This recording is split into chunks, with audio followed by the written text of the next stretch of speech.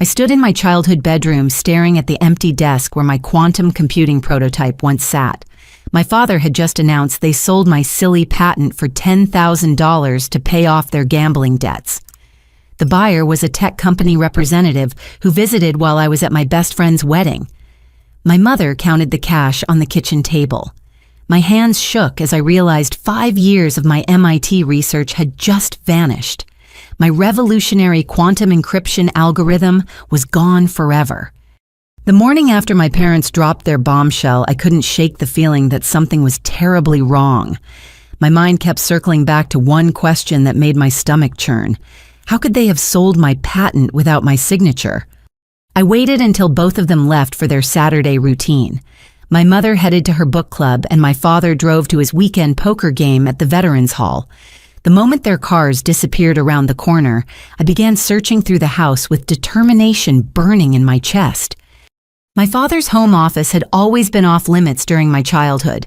Even now, at 28 years old, I felt like a trespasser as I pushed open the heavy oak door. The room smelled of cigars and old leather exactly as it had when I was 12 and tried to sneak a peek at my Christmas presents. His filing cabinet stood in the corner, locked as always, but I knew where he kept the key hidden under the ceramic eagle paperweight my mother gave him for their 20th anniversary. My fingers trembled as I turned the lock and pulled open the top drawer. There, between tax returns and insurance documents, I found a manila folder labeled Alyssa Investment. My heart pounded as I opened it. Inside were papers I had never seen before. Patent transfer documents with my signature at the bottom, except it wasn't my handwriting. The loops were too wide, the dots too precise. Someone had forged my name. Morrison Tech Industries. The company name stared back at me from the letterhead. The transfer date showed 3 days ago when I was dancing at Ashley's reception in Boston. My parents had planned this timing it perfectly for when I would be gone. I photographed every page with my phone, my anger building with each click. Underneath the transfer papers, I discovered something worse. Copies of letters from the patent office, all addressed to me, all opened. The earliest was dated 6 months ago. They had been intercepting my mail, learning about my patent approval while I remained oblivious. My hands shook so violently, I nearly dropped my phone when it rang. Sarah Martinez, my college roommate from MIT who now worked as an intellectual property lawyer in Boston, was returning my frantic call from that morning. "Alyssa, I've been thinking about what you told me," she said. "Your parents can't just sell your patent. You need to send me everything." I forwarded the photos while still on the phone, listening to her sharp intake of breath as she reviewed them. "This is sophisticated forgery," Sarah said after a long pause. "They used a notary seal and everything. Give me the notary's name." I squinted at the seal. Raymond Hutchinson Commission number 47392. Sarah typed rapidly on her end. "Got him. Licensed notary in your county. Wait, this is interesting. He's been flagged twice for irregular practices, but never prosecuted." "What kind of irregular practices?" I asked, already dreading the answer. "Improper verification of identity notarizing documents without all parties present. Alyssa, this guy is dirty. Your parents didn't just randomly pick him." I sank into my father's leather chair, the weight of betrayal pressing down on my shoulders. How did they even know to find someone like that? "That's what we need to figure out. Can you come to Boston tomorrow? Bring everything you have. We're going to need to move fast." After hanging up, I heard car doors slamming outside. My parents were home early. I quickly returned everything to its place and slipped out of the office, my mind racing with implications. At dinner, they acted completely normal. My mother served her famous pot roast. My father complained about the referees at the basketball game on TV. I pushed food around my plate, unable to eat while sitting across from people who had stolen my future. "You're quiet tonight, sweetheart." My mother observed her concerned expression so convincing I almost believed she cared. "Just tired from the wedding," I managed to reply. My father reached for another dinner roll.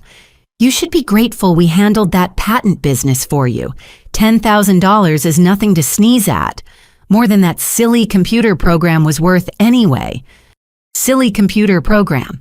5 years of 18-hour days, countless failed experiments, breakthrough moments at 3 in the morning when I finally cracked the encryption sequence that could protect everything from bank accounts to medical records to national security databases, all reduced to a silly computer program in his mind.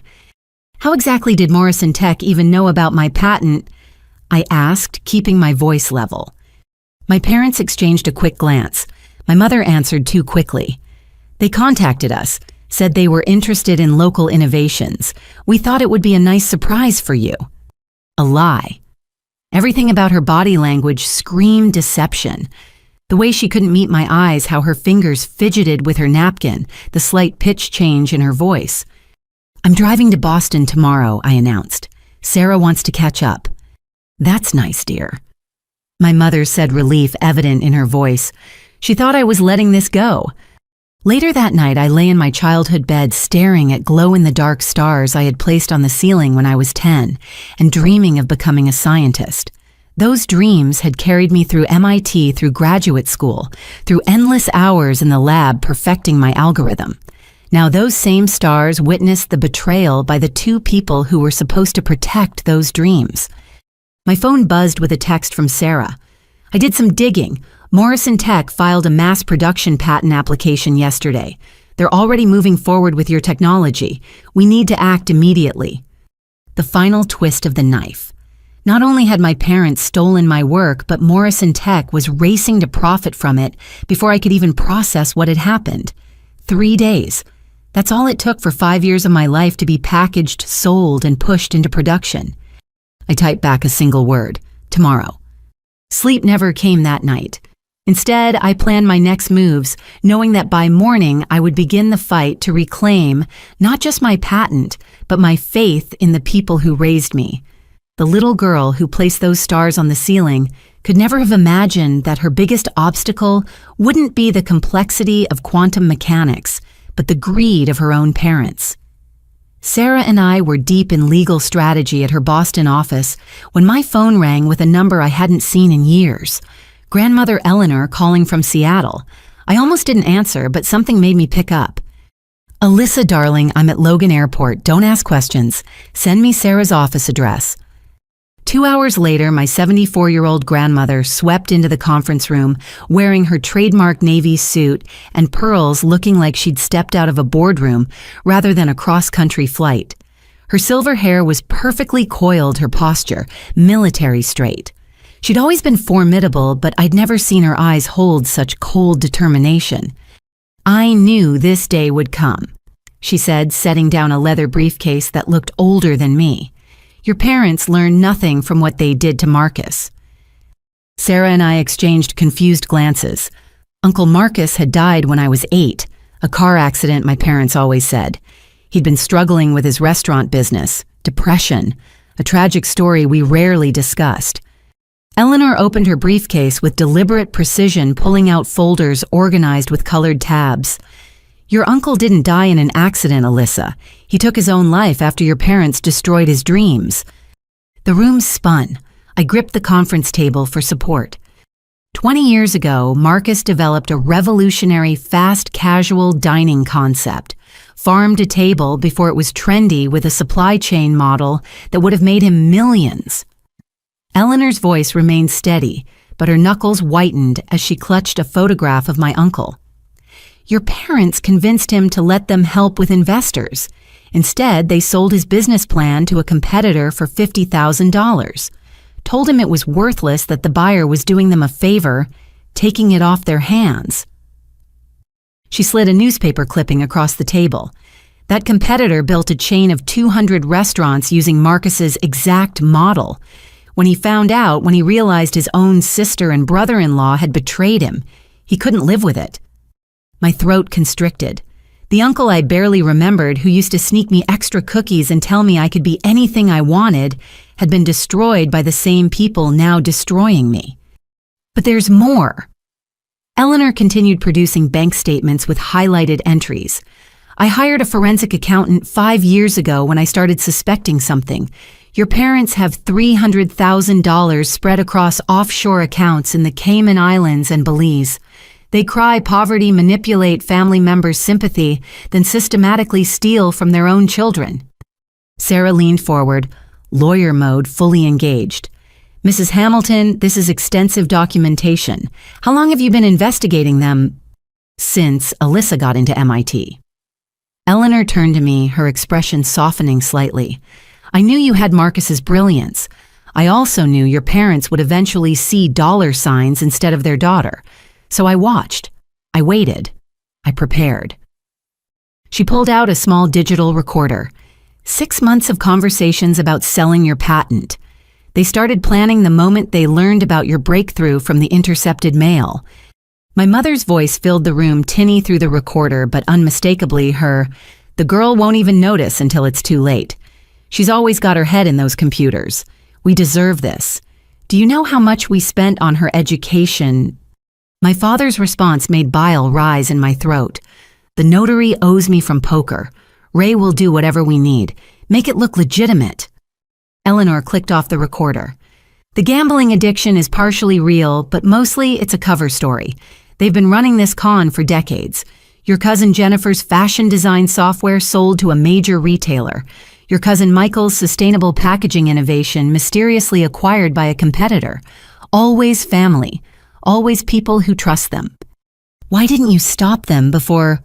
I asked, my voice barely a whisper. Eleanor's composure finally cracked. Tears gathered in her eyes. Because I didn't have proof until Marcus died. Even then, it took me years to piece it together. By then, Jennifer and Michael had moved on, convinced their ideas weren't valuable. They're brilliant at psychological manipulation, your parents. They make you doubt yourself. Make you grateful for the scraps they throw you. Sarah was already typing furiously on her laptop. This changes everything. We're not just dealing with patent theft. This is a pattern of criminal enterprise. RICO statutes could apply. There's one more thing, Eleanor said, straightening her spine. I've been in contact with other victims, not just family. Your parents expanded their operation 5 years ago. They target young inventors at local colleges, befriend them, offer to help. Always the same pattern. She produced a list of names. 12 people, all under 30, all with revolutionary ideas in various fields. All mysteriously gave up on their dreams after meeting my parents. They're not just thieves, I said, the full horror dawning on me. They're dream killers. Eleanor reached across the table and took my hand. Her skin was paper thin, but her grip was steel. Not anymore. It ends with you, darling. We're going to stop them, recover your patent, and make sure they never do this to anyone again. Sarah looked between us, then nodded decisively. I'll need to bring in federal prosecutors. This is bigger than patent theft. This is organized crime. As we strategized late into the evening, I thought about Uncle Marcus, about his dreams crushed by people he trusted, about all the innovations that never saw the light because my parents valued quick cash over family loyalty. Why now? I asked Eleanor as we prepared to leave. Why reveal all this now? She smiled sadly. Because you're stronger than Marcus was. Because you have Sarah. Because I'm old and tired of carrying these secrets. But mostly because your algorithm isn't just another invention. I may not understand quantum computing, but I understand impact. What you created will save lives, protect privacy, secure nations. I couldn't let them steal that from the world. We walked out of Sarah's office into the Boston twilight. Eleanor linked her arm through mine, and for the first time since discovering the forged documents, I didn't feel alone. Your parents will fight dirty, she warned as we waited for our cars. When cornered, they'll say anything, do anything. Are you prepared for that? I thought about the encryption algorithm that had consumed 5 years of my life, about the cancer patients whose medical records it would protect, about the human rights activists whose communications it would secure, about the financial systems it would guard against cyber attacks. They already took my trust, I said. They won't take my life's work. Eleanor squeezed my arm. That's my granddaughter. Marcus would be proud. As I drove back to face my parents armed with truth and evidence, I realized the scope of what lay ahead. This wasn't just about recovering a patent anymore. This was about ending a decades-long cycle of exploitation. The little girl who put stars on her ceiling had grown up to create technology that could change the world, and no amount of family betrayal would stop her from seeing that dream through. Sarah filed the emergency injunction at 8:30 Monday morning. By noon, we were standing in Judge Patricia Hawthorne's courtroom, the mahogany walls seeming to close in as my parents entered with their lawyer. Bradley Stevens looked exactly like the kind of attorney you'd hire if you were guilty. Expensive suit that screamed intimidation, silver hair slicked back with too much product, and a smile that never reached his calculating eyes. He shook my parents' hands like old friends, which sent alarm bells ringing in my mind. Across the aisle, a younger man in a modest navy suit kept glancing my way. When our eyes met, he looked genuinely distressed. It took me a moment to place him from the Morrison Tech website photos I'd studied. Jackson Morrison, the CEO's son and head of their technology acquisitions department. "All rise," the bailiff announced, and Judge Hawthorne entered. She was younger than I expected, with sharp eyes that seemed to catalog every detail in the room. Sarah stood confidently. "Your Honor, we're requesting an emergency injunction to prevent Morrison Tech Industries from using technology obtained through fraudulent means. My client's parents forged her signature to transfer patent rights without her knowledge or consent." Stevens jumped up before she finished. "Objection, Your Honor. These are inflammatory accusations without merit. Mr. and Mrs. Carpenter acted within their parental rights to manage their daughter's assets." "Their daughter is 28 years old," Judge Hawthorne said dryly. "Please explain what parental rights you're referring to, Counselor." Stevens didn't miss a beat. "The patent was developed while Miss Carpenter lived under their roof, using electricity they paid for eating food they provided. They have a legitimate claim to compensation for their investment in her education and upbringing." I felt Sarah tense beside me. This was a bizarre legal theory, but Stevens delivered it with such conviction that it almost sounded reasonable. "Furthermore," Stevens continued, "the money has already been spent on medical debts. Asking my clients to return funds they no longer possess would cause undue hardship." Medical debts. I stared at my parents. My mother wouldn't meet my eyes, but my father sat straighter, playing the role of struggling parent perfectly. Sarah presented our evidence methodically: the forged signatures, the intercepted mail, Eleanor's recordings. Judge Hawthorne listened intently, occasionally asking for clarification. Then Jackson Morrison requested to address the court. Stevens objected, but the judge overruled him. "Your Honor, I purchased this patent in good faith for Morrison Tech," Jackson said, his voice carrying surprising weight for someone who looked about my age. "We've since discovered irregularities in the transaction.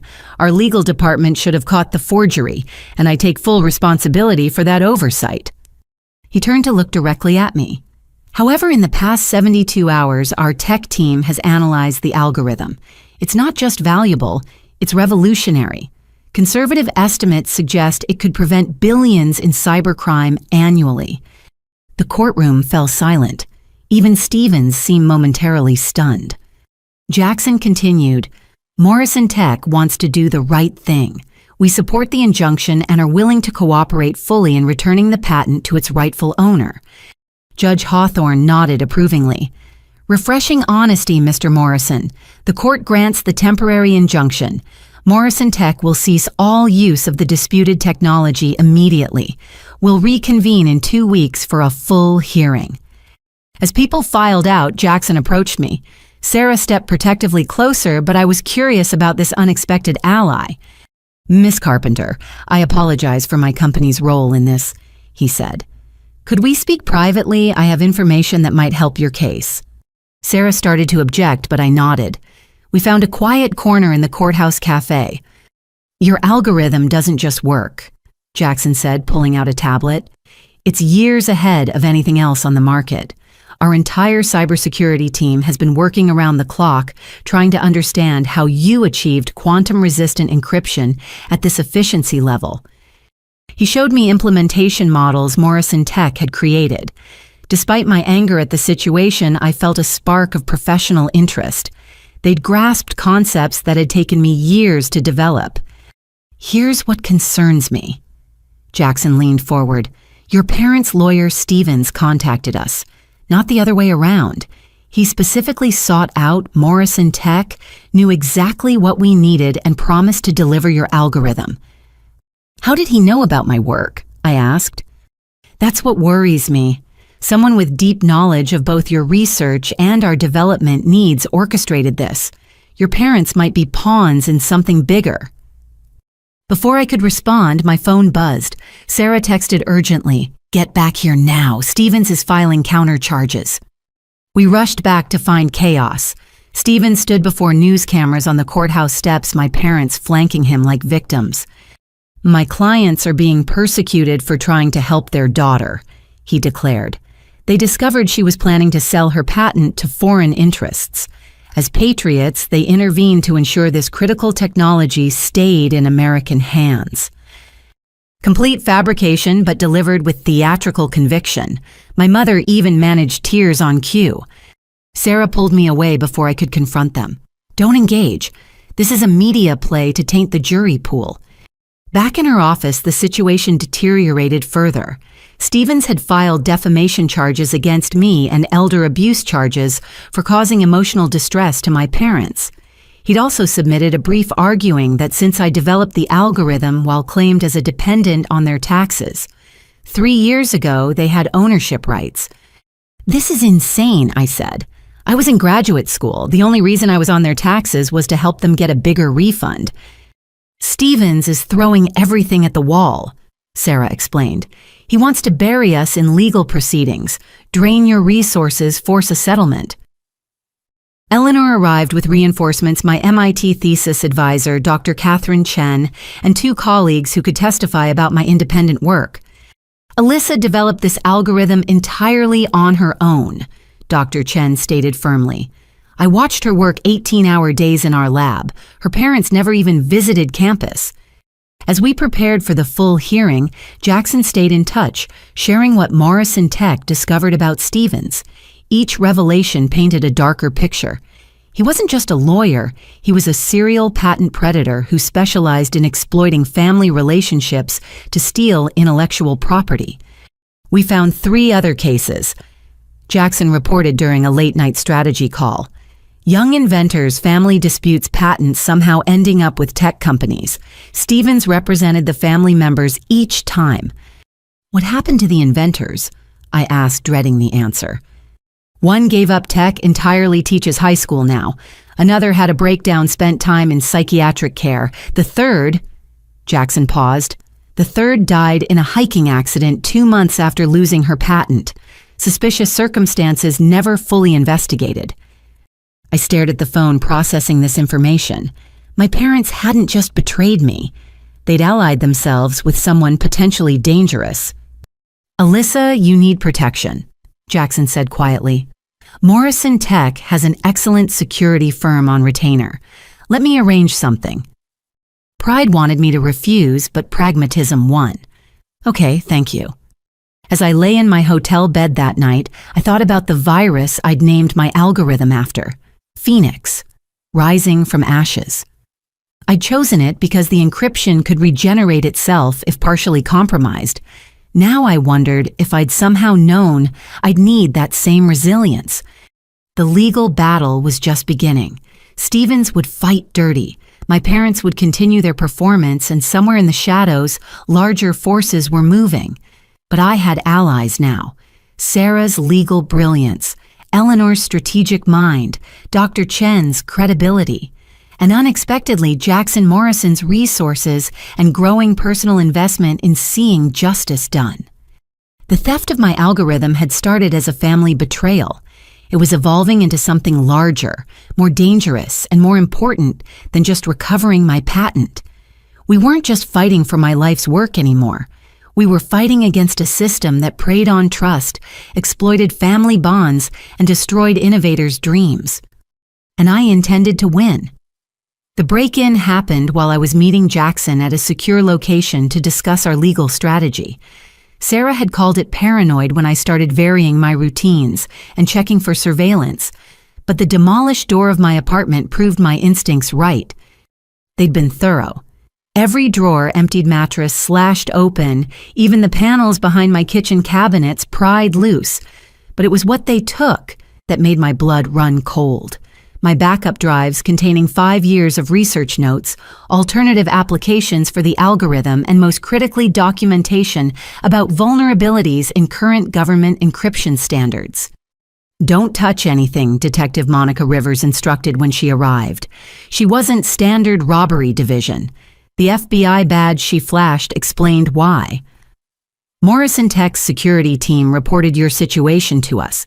Patent theft involving national security applications gets federal attention." I watched forensics dust for fingerprints while cataloging the damage in my mind. Whoever did this knew exactly what they wanted. They'd ignored my jewelry, the emergency cash in my freezer, even the high-end electronics. Only items related to my research were taken. "The security footage is interesting," Detective Rivers said, showing me grainy video on her tablet. 2 men in maintenance uniforms and masks had entered using a sophisticated electronic lockpick. Professional, efficient, in and out in 12 minutes. "Miss Carpenter, is there anywhere safe you can stay?" she asked. Eleanor answered from the doorway, having arrived with her own security detail. "She's coming home with me." That night in Eleanor's fortified Seattle mansion, we made a disturbing discovery. Sarah had been investigating Bradley Stevens' background and uncovered a pattern that made my situation look like part of something much larger. "Stevens doesn't just steal patents," Sarah explained over encrypted video call. "He's connected to an international network that targets emerging technology. Look at these shell companies." She shared her screen showing a web of corporate entities across 5 countries, all linked back to Stevens through hidden partnerships and offshore accounts. Each company specialized in acquiring and reselling stolen intellectual property to the highest bidder. "Your algorithm is different, though," Sarah continued. "The FBI contacted me after your break-in. They've been tracking suspicious activity around quantum encryption research. 3 other researchers have had similar experiences.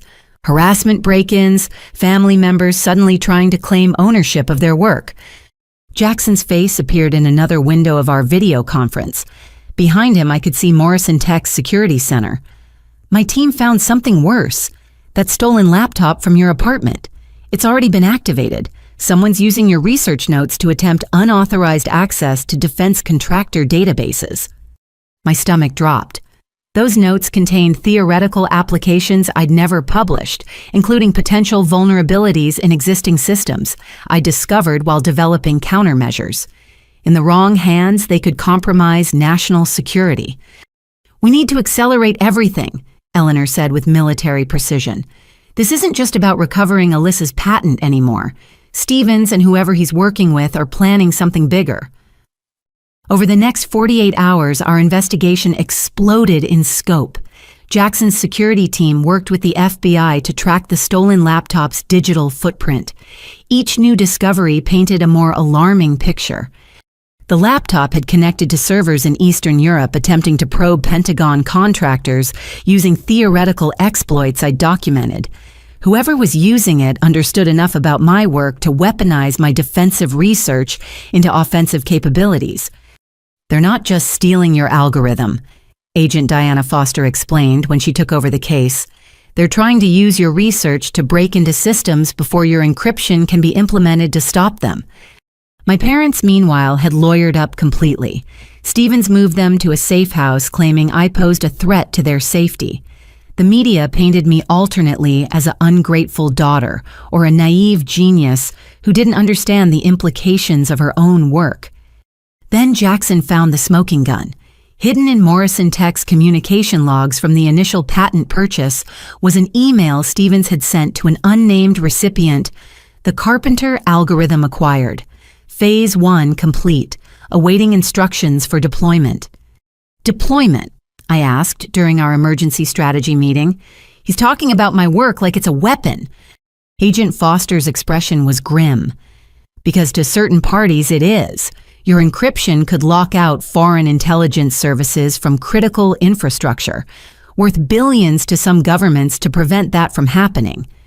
The implications hit me like a physical blow. My parents hadn't just sold my patent for gambling debts. They'd been manipulated into feeding my life's work to international cybercriminals who wanted to use it before America could implement defenses. Eleanor's security team intercepted an encrypted communication that night. Stevens was planning to meet with unknown parties at a warehouse in Portland in 72 hours. The message referenced concluding the Carpenter acquisition and ensuring no further development. "That sounds like a threat," Jackson said quietly. We'd grown closer through the crisis, professional respect, evolving into something deeper during long nights, piecing together the conspiracy around us. Agent Foster agreed. "We're putting you in protective custody, Miss Carpenter. Stevens has connections we're still uncovering. Until we know the full scope, you're not safe." But I'd spent 5 years developing the most sophisticated encryption system in existence. I wasn't going to hide while criminals perverted my work. "No," I said firmly. "We're going to that meeting. We're going to find out who's behind this, and we're going to stop them." The room erupted in objections, but Eleanor's voice cut through. "She's right. Hiding won't end this. They'll keep coming for her knowledge, her future work. We need to cut the head off the snake." As plans formed around me, I thought about the twist my life had taken. A week ago, my biggest concern was my parents' betrayal. Now I was at the center of an international conspiracy that threatened national security. My algorithm designed to protect privacy and secure communications for legitimate purposes had become a tool in a cyber warfare chess game I was only beginning to understand. The stolen laptop pinged on our tracking system again. This time it was attempting to access Federal Reserve banking protocols using an exploit I'd theorized but never fully developed. They were accelerating their timeline, getting desperate or greedy. "There's something else," Jackson said privately after the meeting. "Morrison Tech's board wants to offer you a position, full resources to implement your algorithm correctly, plus develop new security measures. After this is over, of course." I looked at him, seeing past the corporate offer to the personal concern in his eyes. "After this is over," I repeated, wondering if it would ever truly end. Stevens had made one crucial mistake. He'd assumed that stealing my past work was enough. He didn't realize that the mind that created that algorithm was already working on countermeasures, ways to trap and expose anyone misusing my research. As we prepared for the dangerous confrontation ahead, I made a silent promise. They'd stolen my trust, my work, and tried to steal my future. But they'd also given me something valuable, a clear view of how my innovations could be corrupted and the determination to stop it from happening.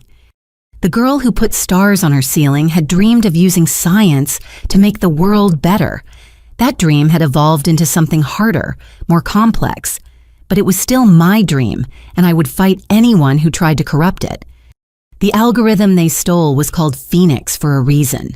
It was time to rise from these ashes. The FBI agents arrived at Eleanor's estate at 6 in the morning, their black SUVs pulling through the security gates with practiced efficiency. Agent Diana Foster led the team, her expression grave, as she presented her credentials to Eleanor's security chief. "Miss Carpenter, we need to talk," she said. Once we were seated in Eleanor's study, the room swept for listening devices by her technical team. "The situation has escalated beyond what we initially understood." She placed a tablet on the coffee table showing surveillance footage from various locations. "Your stolen laptop has been used in attacks on 3 defense contractors in the past 12 hours. Whoever has it is accelerating their timeline. They're trying to extract maximum value before we can stop them." Jackson appeared on the secure video link from Morrison Tech's headquarters. Behind him, his entire cybersecurity team worked frantically at their stations. "Agent Foster, we've detected something else. The attacks aren't random. They're specifically targeting companies working on quantum computing infrastructure. Someone's trying to steal complementary technologies to pair with Alyssa's algorithm." The pieces clicked together in my mind with horrifying clarity. They're not just stealing my work. They're trying to corner the entire quantum encryption market before it officially exists. Agent Foster nodded grimly. "Which brings us to Bradley Stevens. We've uncovered his connection to an international syndicate specializing in technological theft. They call themselves the Innovation Liberation Front, but don't let the name fool you. They're cyber criminals who've stolen billions in intellectual property over the past decade. She pulled up a complex organizational chart. Stevens sat in the middle, connected to nodes across 12 countries. Each node represented stolen technology that had mysteriously appeared in competing markets months after disappearing from legitimate inventors. Your parents, Miss Carpenter, were specifically targeted, Foster continued. Stevens has psychologists who profile families of inventors looking for vulnerabilities, gambling addiction, financial pressure, resentment. Your parents checked every box. My throat tightened. As much as I hated what they'd done, learning they'd been manipulated by professionals made it worse somehow. They were greedy and weak, but they'd also been played by experts. Eleanor leaned forward. How deep are they in this? Deeper than they realize, Foster replied. Stevens promised them $500,000, not the $10,000 they received. He's stringing them along, making them accomplices. The more involved they become, the less likely they are to cooperate with authorities. Sarah's voice crackled through the speaker. I've been reviewing Stevens' other cases. He uses the same pattern. Small initial payment promises of more gradually involving family members in criminal activity until they can't back out without implicating themselves. My parents might be victims, I said slowly, but they still chose to betray me. Where are they now? Foster pulled up another file. Stevens has them in a property outside Portland. Our surveillance shows increased activity there. Armed guards, signal jammers, the works. We believe he's preparing for something significant. Jackson's team suddenly erupted in activity behind him. Agent Foster, Alyssa, you need to see this. Someone just used the stolen laptop to successfully breach a NATO communications satellite using a vulnerability Alyssa theorized in her notes. My blood ran cold. That vulnerability was something I discovered accidentally while stress testing my encryption. I documented it, planning to report it through proper channels once my patent was secured. Now it was being weaponized. They're not just criminals, I said. They're selling to hostile governments. My algorithm in the wrong hands could compromise global communications. Foster stood her team mobilizing around her. Which is why we're moving now. Stevens scheduled a meeting tomorrow night, but we can't wait. We have authorization for immediate action. I'm coming with you, I said. Absolutely not, Foster responded immediately. This is a federal operation. You're a civilian. Eleanor surprised everyone by supporting me. She knows her algorithm better than anyone. If they've modified it or found applications she hasn't considered, you'll need her expertise. The argument continued for 20 minutes before Foster's phone rang. She stepped away, her face paling as she listened. When she returned, her expression had shifted from protective to urgent. That was Homeland Security. The breached satellite just went dark. NATO's scrambling backup communications, but whoever did this now has access to encrypted military channels from the past 6 months. We need your help, Miss Carpenter. The next hours blurred together in preparation. I worked with Foster's tech team, teaching them markers to identify my algorithm's use and potential countermeasures I'd developed but never implemented. Jackson coordinated with Morrison Tech's resources, turning their corporate security into an auxiliary support unit. Then my phone rang, my mother's number. Don't answer, Foster warned, but I'd already accepted the call. Alyssa, sweetheart. My mother's voice trembled.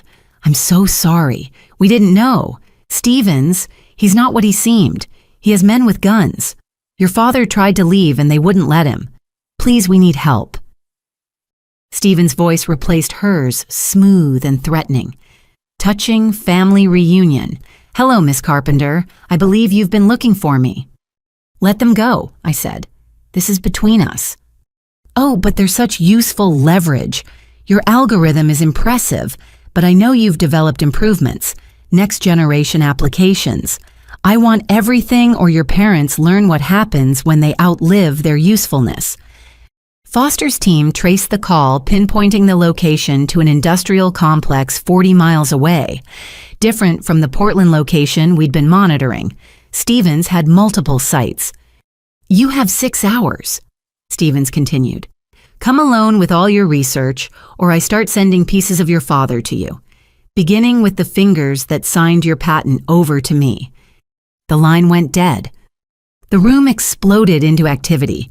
Foster called in additional teams while Eleanor's security coordinated with local law enforcement. Jackson caught my eye through the video feed, his concern evident even through pixels. "He's desperate," Foster analyzed.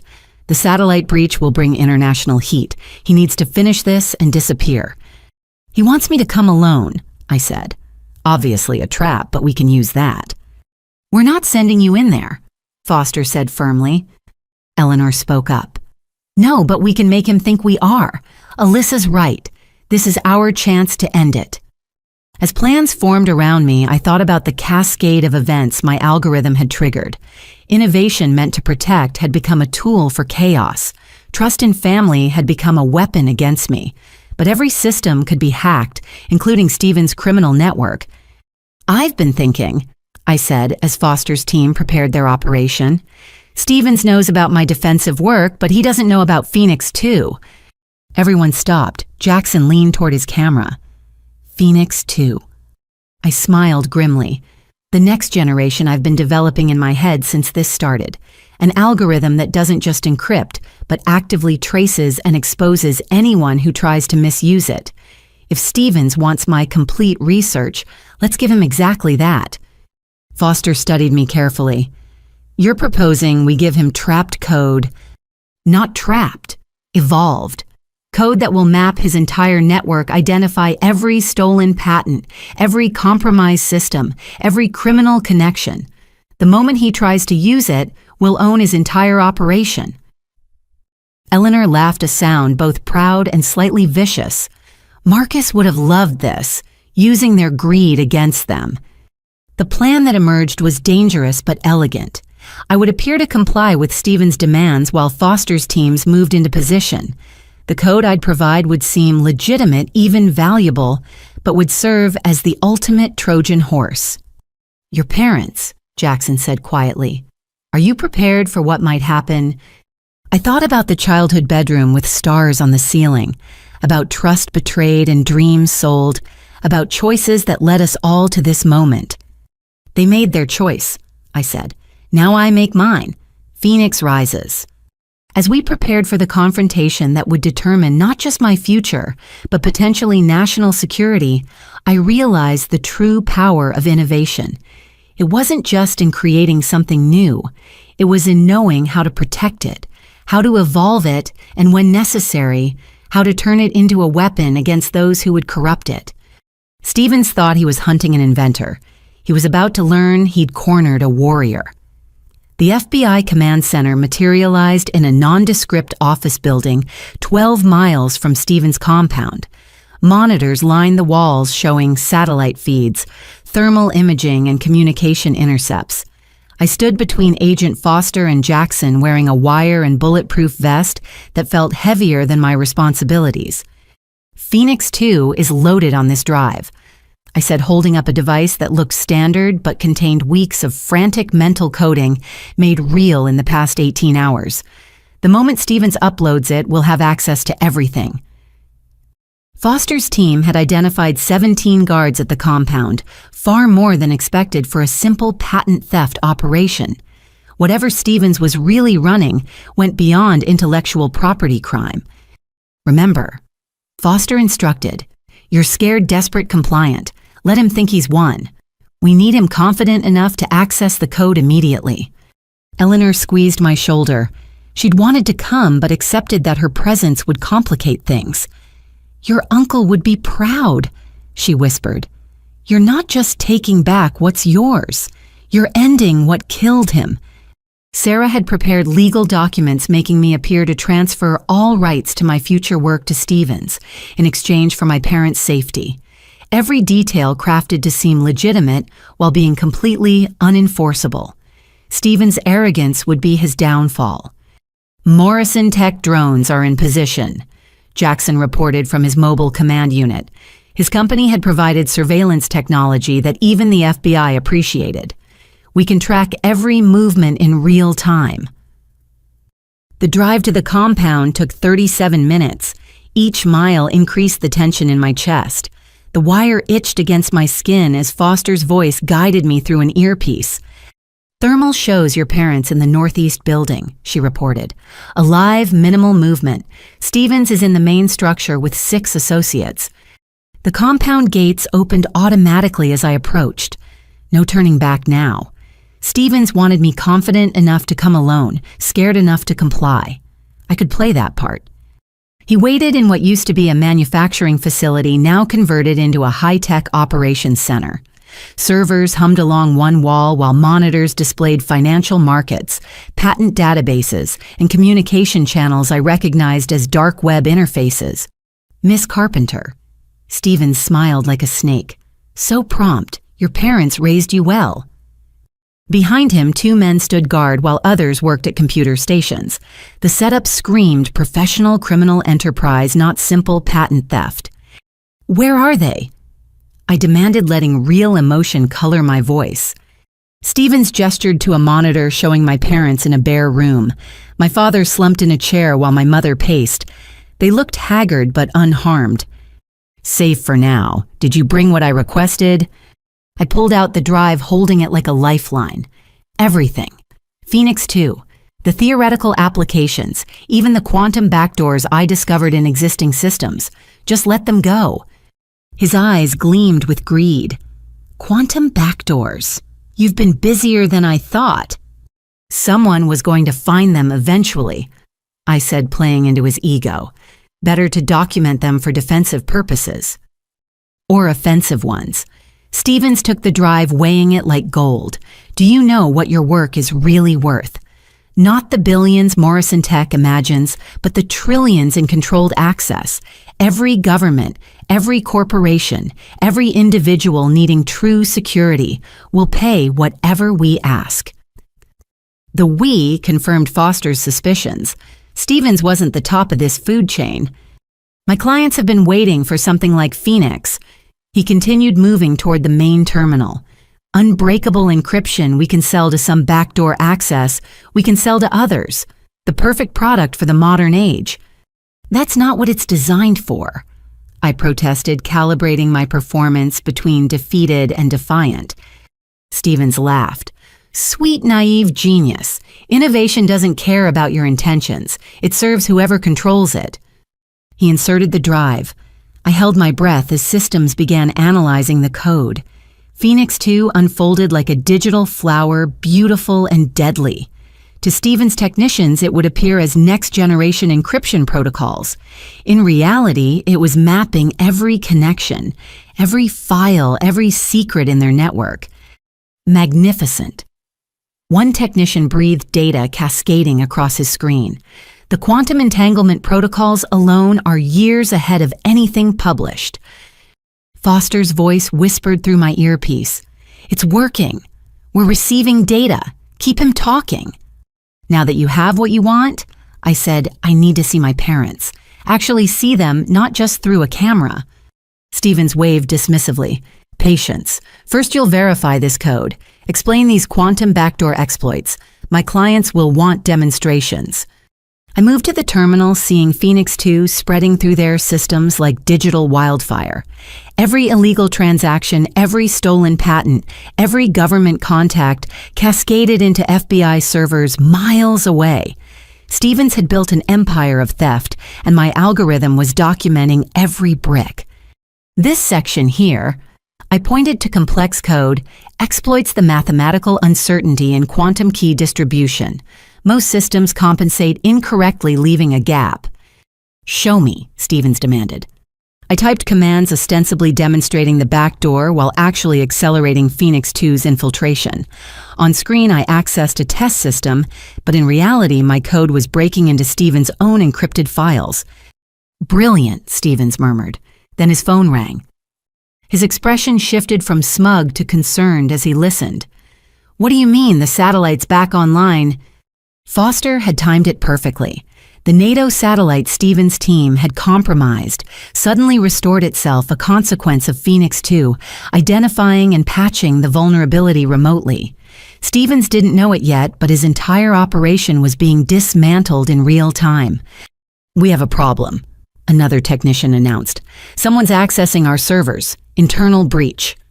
Stevens spun to me, but I maintained my confused expression. "I don't understand. The code's working perfectly. Look, it's encrypting your data as designed." It was encrypting their data, all right. Encrypting and copying everything to FBI servers before anyone could delete the evidence. Years of crimes documented in seconds. "Get her parents," Stevens barked. "Now." The compound erupted in chaos. Guards ran toward the northeast building while technicians frantically tried to stop what they thought was an external attack. Stevens pulled a gun, pointing it at me with shaking hands. "What did you do?" he snarled. Before I could answer, the lights went out. Foster's team had arrived. "FBI, nobody move." Voices echoed through the darkness as tactical teams breached from multiple entry points. Stevens grabbed me, using me as a human shield. His gun pressed cold against my temple as emergency lighting flickered on. "I'm walking out of here," he announced. "Anyone follows, she dies." But Phoenix 2 had one more surprise. Every electronic lock in the facility suddenly engaged, trapping Stevens' men in various rooms. My algorithm had evolved beyond encryption into full system control. "You forgot something," I told Stevens as FBI agents surrounded us. "I didn't just design Phoenix to protect data, I designed it to protect people, including me." His gun clicked empty. Phoenix 2 had identified the smart weapon's electronic signature and remotely engaged its safety mechanisms. Stevens pulled the trigger repeatedly, confusion replacing rage. Foster's team moved efficiently, disarming and arresting everyone. Stevens fell to his knees as he realized the scope of his defeat. Every crime, every victim, every stolen dream was now evidence. "Your parents are secure," Foster informed me as I watched Stevens being handcuffed, scared but unharmed. "They're asking for you."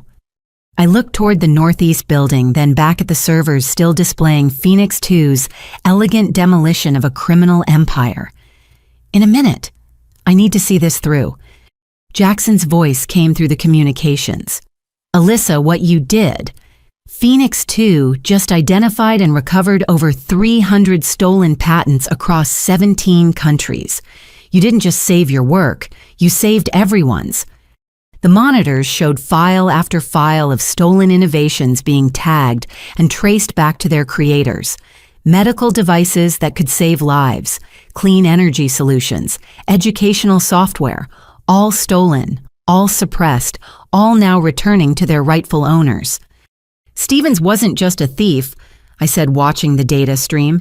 "He was a dream killer on an industrial scale." Foster approached, respect clear in her eyes. "We've been trying to crack this network for 5 years. You did it in 5 minutes. How?" "He thought he understood my work," I replied. "But Phoenix was never just about encryption. It was about transformation, taking something broken and making it stronger. He tried to corrupt my creation, so I let it evolve into something that could fight back." As FBI agents led Stevens away, he turned back one last time. "This isn't over. My clients won't forgive this." "Your clients are being arrested in 12 countries as we speak," Foster informed him. "Phoenix 2 mapped everything. The Innovation Liberation Front no longer exists." I finally walked toward the building holding my parents. Each step felt like crossing years of pain and betrayal.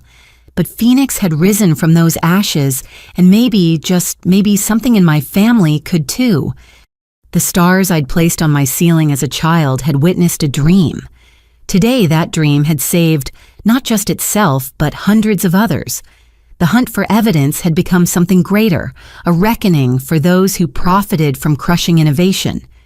Phoenix 2 continued its work in the background, an algorithm that had evolved from protection to justice. My creation had grown beyond my original vision, just as I'd grown beyond the girl who trusted too easily. Sometimes the best revenge isn't just taking back what's yours. It's making sure no one else suffers the same theft. The FBI had cleared most of the compound when I finally entered the building where my parents were being held. Agent Foster walked beside me, her hand resting on her sidearm despite the apparent control of the situation. Something felt wrong, a tension in the air that made my skin prickle. My parents sat in metal chairs, my mother clutching my father's hand. They looked older than when I'd last seen them a week ago, aged by fear and the weight of their choices. When they saw me, my mother burst into tears. "Alyssa, sweetheart, we're so sorry," she sobbed. "Stevens threatened us. He said he'd hurt you if we didn't cooperate." I wanted to believe her. Despite everything, part of me desperately wanted to believe this nightmare had forced them into betrayal rather than greed. But then I noticed my father's eyes darting between me and the door, calculating rather than relieved. "We need to move them to protective custody," Foster said. "Stevens had international connections. Until we round everyone up, they're potential targets." My father stood abruptly. "Actually, Agent Foster, we need to discuss immunity. We have information about Stevens' operation, valuable intelligence, but we need guarantees first." The temperature in the room seemed to drop. My mother's tears dried suspiciously quickly as she nodded agreement. "Dad," I said slowly, "what are you doing?" He wouldn't meet my eyes. "Being smart for once. Stevens promised us $1 million, Alyssa. We're not walking away empty-handed after what we've been through." "What you've been through?" The words came out strangled. "You stole my life's work." Foster's radio crackled. "We've got movement in Sector 7. Someone's in the vehicle bay." She stepped away to coordinate leaving 2 agents with us. My father used the distraction to pull out a phone I didn't recognize. "Insurance policy," he said, typing rapidly. "Stevens taught us to always have leverage." "Sir, put the phone down," one of the agents ordered. My father smiled, an expression I'd never seen on his face before. Cold, calculating. Nothing like the man who taught me to ride a bike. "Too late," he said as he hit send. "Stevens' backup team now knows exactly where we are and what happened. They'll be here in 10 minutes. Either we all leave together with our immunity deal or things get messy." The agents raised their weapons, but my mother moved behind me, using me as a shield, just as Stevens had. "We learned a lot this week," she said, her voice stripped of its usual warmth, "including how valuable Alyssa really is." Foster burst back in fury, etched on her face. "You idiots! You just broadcasted our location to every criminal in Stevens' network." "Then you'd better move fast on that immunity deal," my father replied. The compound's alarm suddenly blared. On Foster's radio, voices reported vehicles approaching from multiple directions. Stevens' arrest had triggered contingency plans, and my parents had just activated them. "Evacuation protocol now," Foster commanded. "Get them to the transport." As agents hustled us toward armored vehicles, my father grabbed my arm. "You think we're monsters, but we're just practical. That algorithm of yours is worth billions. We deserve our share for raising you." I jerked away disgust, overwhelming heartbreak. Eleanor was right. You've always been thieves. Uncle Marcus was just the beginning. His face darkened. Marcus was weak. Couldn't handle the real world. We tried to help him, set him up with investors, and he folded at the first sign of pressure. You stole his idea and drove him to suicide. He made that choice, my father snarled, just like you chose to hoard your success instead of sharing with family. Gunfire erupted at the compound's perimeter. Foster shoved us into an armored SUV as her team engaged Stevens' reinforcements. My parents climbed in beside me, their presence suffocating. Phoenix 2 is still transmitting. Foster reported, checking her tablet as we sped away. Whatever happens, we're getting everything from Stevens' network. Speaking of which, my mother said, producing another phone, we recorded every conversation with Stevens, every criminal contact, every stolen patent, every buyer, all yours for the right price. I stared at them, these strangers wearing my parents' faces. You were never victims. You were partners. My father shrugged. Stevens found willing collaborators. We've been skimming from family members for years. Small amounts, nothing they'd miss. Your patent was supposed to be our retirement score. But you got caught, Foster said grimly, and now you're trying to auction evidence to the highest bidder. Government pays well for intelligence, my mother said. Or maybe Alyssa's new friend at Morrison Tech would prefer to keep his company's name out of certain conversations. Jackson. They were threatening to implicate Jackson and Morrison Tech if they didn't get what they wanted.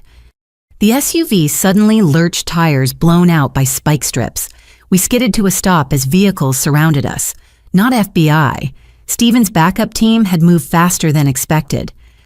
Everyone stay calm, Foster said, but I could hear the concern in her voice. We were outnumbered 3-1. A man approached, older than Stevens, but with the same predatory bearing. Agent Foster, I'm Richardson Stevens' senior partner. I believe you have something that belongs to us. Multiple somethings, my father called out, earning sharp looks from everyone. We're open to negotiations. Richardson smiled coldly. Mr. Carpenter, Stevens spoke highly of your initiative. Perhaps we can come to an arrangement. Dad, no, I pleaded, but he was already opening the door. Sorry, sweetheart, he said without looking back. But your mother and I have worked too hard to walk away with nothing. You'll be fine. You always are. My mother followed him, pausing only to say, We do love you, Alyssa, but love doesn't pay bills. They walked to Richardson's vehicle, leaving me stunned in the SUV with Foster and her agents. My parents had just defected to the criminals who'd orchestrated everything. Let them go, Foster said when an agent moved to stop them. We have bigger problems. Richardson's men had weapons trained on us, but they seemed more interested in negotiation than violence. Through the bulletproof glass, I watched my parents hand over their phones, their recorded evidence, their leverage, selling out everyone, including me, for whatever Richardson offered. Phoenix 2, I whispered to Foster. It's not just mapping Stevens' network, it's in their phones now too. Everything they're sharing is being documented. Foster's eyes widened slightly in understanding. My parents thought they were buying their way to freedom. Instead, they were creating evidence of their willing participation in criminal conspiracy. Your move, Agent Foster Richardson called out. The Carpenters have provided valuable information about your operation. They've also confirmed that Miss Carpenter has additional algorithms beyond what Stevens acquired. We're willing to trade them for her. Not happening, Foster replied firmly. Richardson shrugged. Then we have a standoff. Though I should mention the Carpenters just informed me about a fascinating vulnerability in FBI communication systems that Miss Carpenter discovered. Would be a shame if that information spread. I closed my eyes, nauseated by the depth of my parents' betrayal. They were revealing every conversation we'd had, every theoretical vulnerability I'd mentioned in passing, every piece of information that could be weaponized. Foster, another agent, said urgently, We've got military helicopters inbound, ETA 3 minutes. Richardson heard it too. His confident expression faltered. Phoenix 2 hadn't just alerted the FBI, it had triggered national security protocols. The response to my parents' betrayal would be overwhelming. Everybody down, Foster shouted as the first helicopter appeared overhead. In the chaos that followed, Richardson's team scattered. Military units deployed with precision, overwhelming the criminals who'd thought they had the upper hand. My parents, standing in the middle of the firefight, looked around in bewilderment as their grand betrayal collapsed around them. When the dust settled, Richardson was in custody alongside 12 of his men.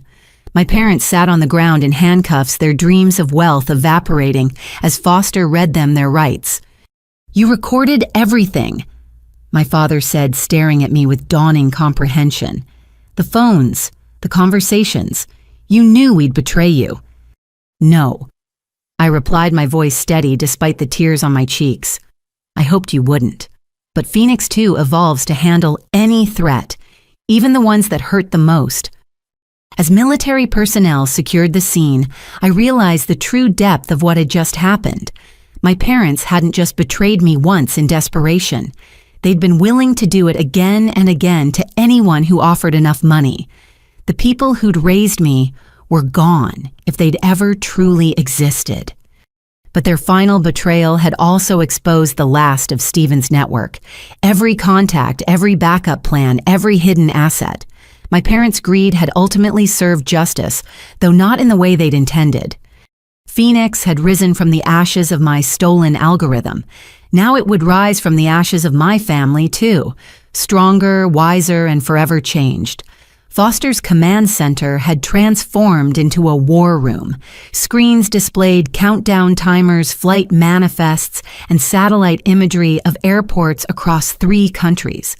Stephen's senior partner, Richardson, now in custody, had revealed the terrifying scope of what we faced in less than 48 hours. The stolen patents and military vulnerabilities would be auctioned to the highest bidders in an underground tech summit in Dubai. We've identified buyers from 7 hostile nations. Foster briefed the assembled team. If this technology transfer happens, we're looking at a fundamental shift in global cyber warfare capabilities. I stood before a whiteboard mapping out Phoenix 2's evolution.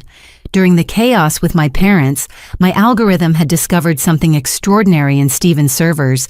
They'd stolen not just my work, but fragments of compatible technologies from dozens of inventors worldwide. Alone, each was valuable.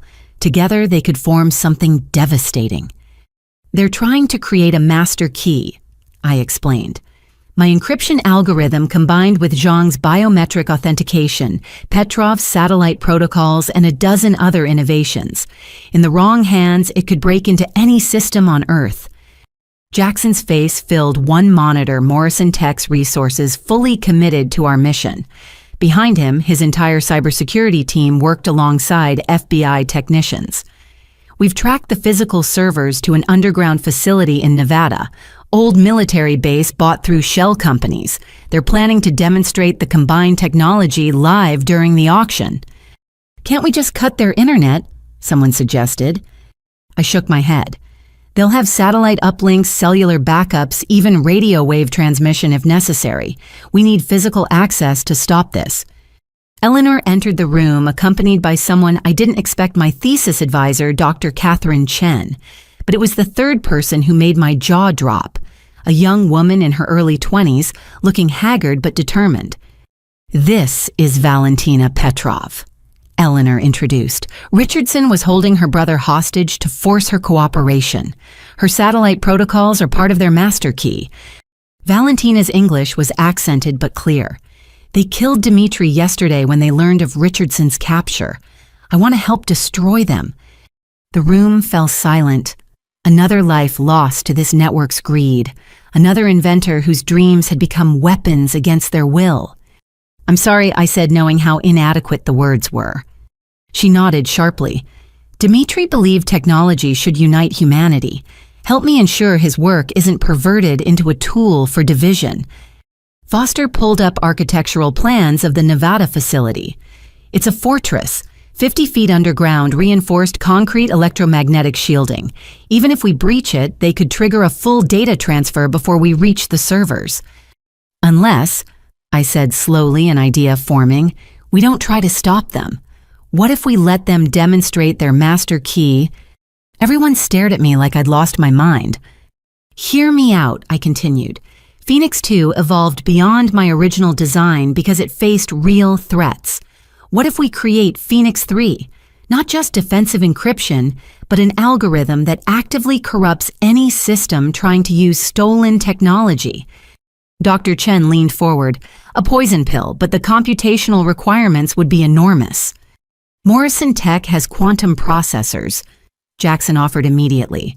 "Whatever you need, Alyssa." "It's not just about processing power," Valentina added, understanding where I was going. "We need to embed the poison pill in their demonstration, make them infect their own buyers." Foster considered this. "You're proposing we let them think they're succeeding while actually destroying their entire network. Every computer that receives the demonstration, every system that tries to implement the stolen tech, every backup server they're using. Phoenix 3 would spread like wildfire, documenting everything while corrupting their ability to use it. The legal implications, someone started, are irrelevant if we're facing cyber warfare. Foster cut them off. How long do you need? I looked at Valentina, Dr. Chen, and the screens showing Jackson's team. 36 hours, maybe less if we work together. What followed was the most intense coding session of my life. 4 locations connected virtually: FBI headquarters, Morrison Tech MIT's quantum lab, where Dr. Chen worked, and Eleanor's secure facility. Valentina and I built Phoenix 3 from the ground up, incorporating lessons from every theft, every betrayal, every evolution of the original algorithm. My parents, now in federal custody, had revealed during interrogation that Stevens kept physical backups in the Nevada facility. Data drives with every stolen patent, every piece of blackmail material, every government secret they'd acquired. If we could corrupt those during the demonstration, we'd eliminate their leverage entirely. I need caffeine, Valentina announced during hour 20. We'd been working non-stop, code flowing between us like we'd been partners for years instead of days. I'll get it, Eleanor said, but I noticed her hands shaking slightly. The stress was affecting everyone.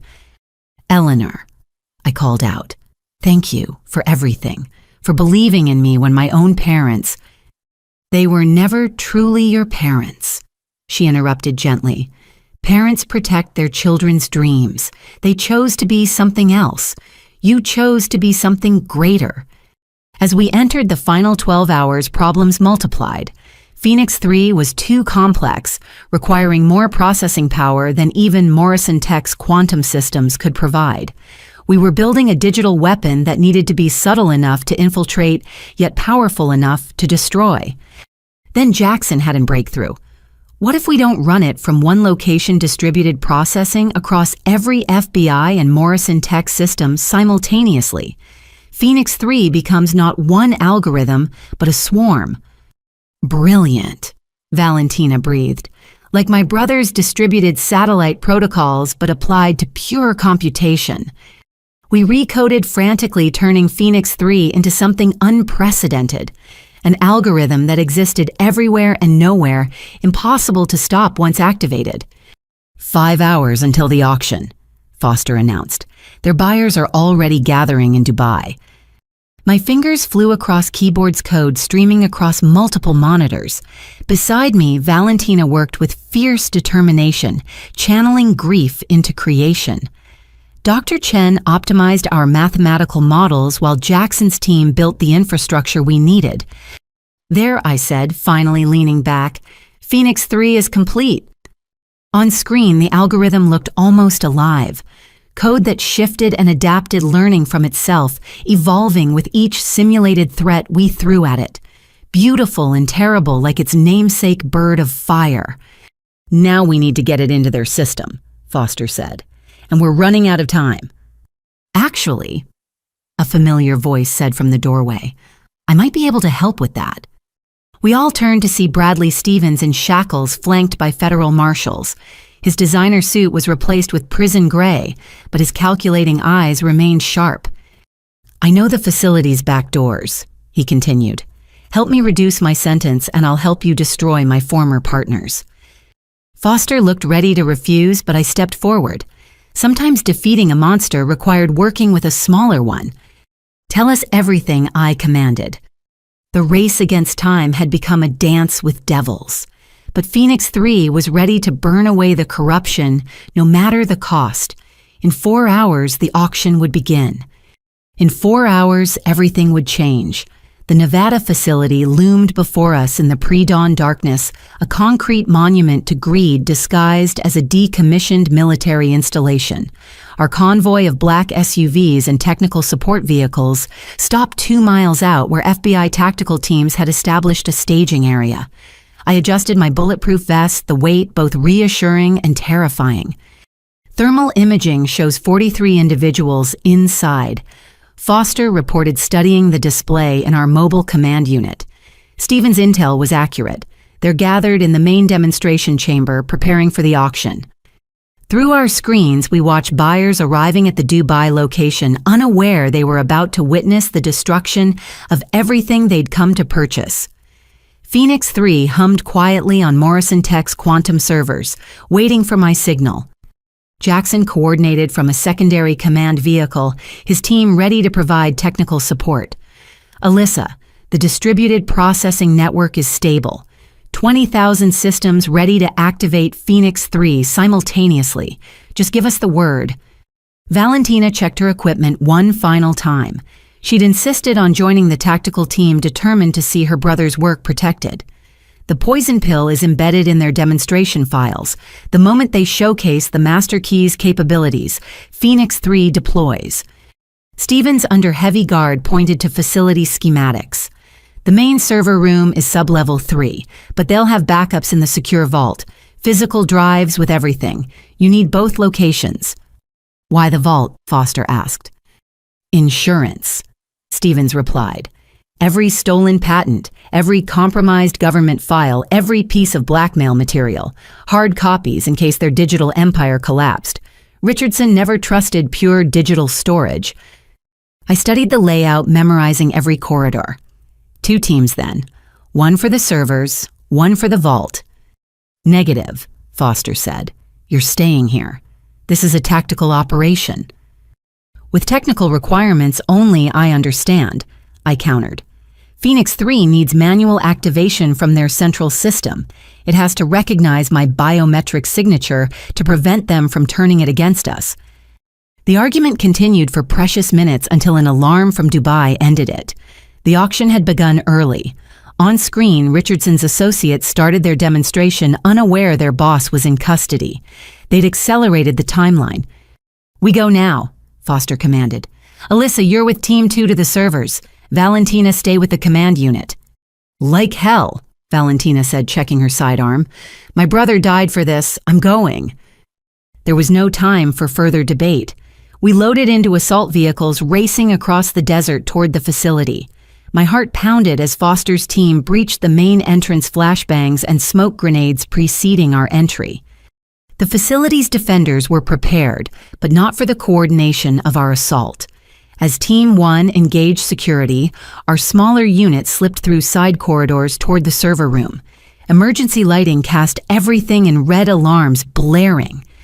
They're initializing the full demonstration. Jackson's voice crackled through comms. Multiple buyers attempting to access the master key simultaneously. Perfect. The more systems that connected, the more Phoenix 3 would corrupt when activated. We reached the server room door, reinforced steel with biometric locks. Stevens had provided override codes, but they'd changed them. Stand back, Valentina said, producing a small device. Dimitri taught me some tricks.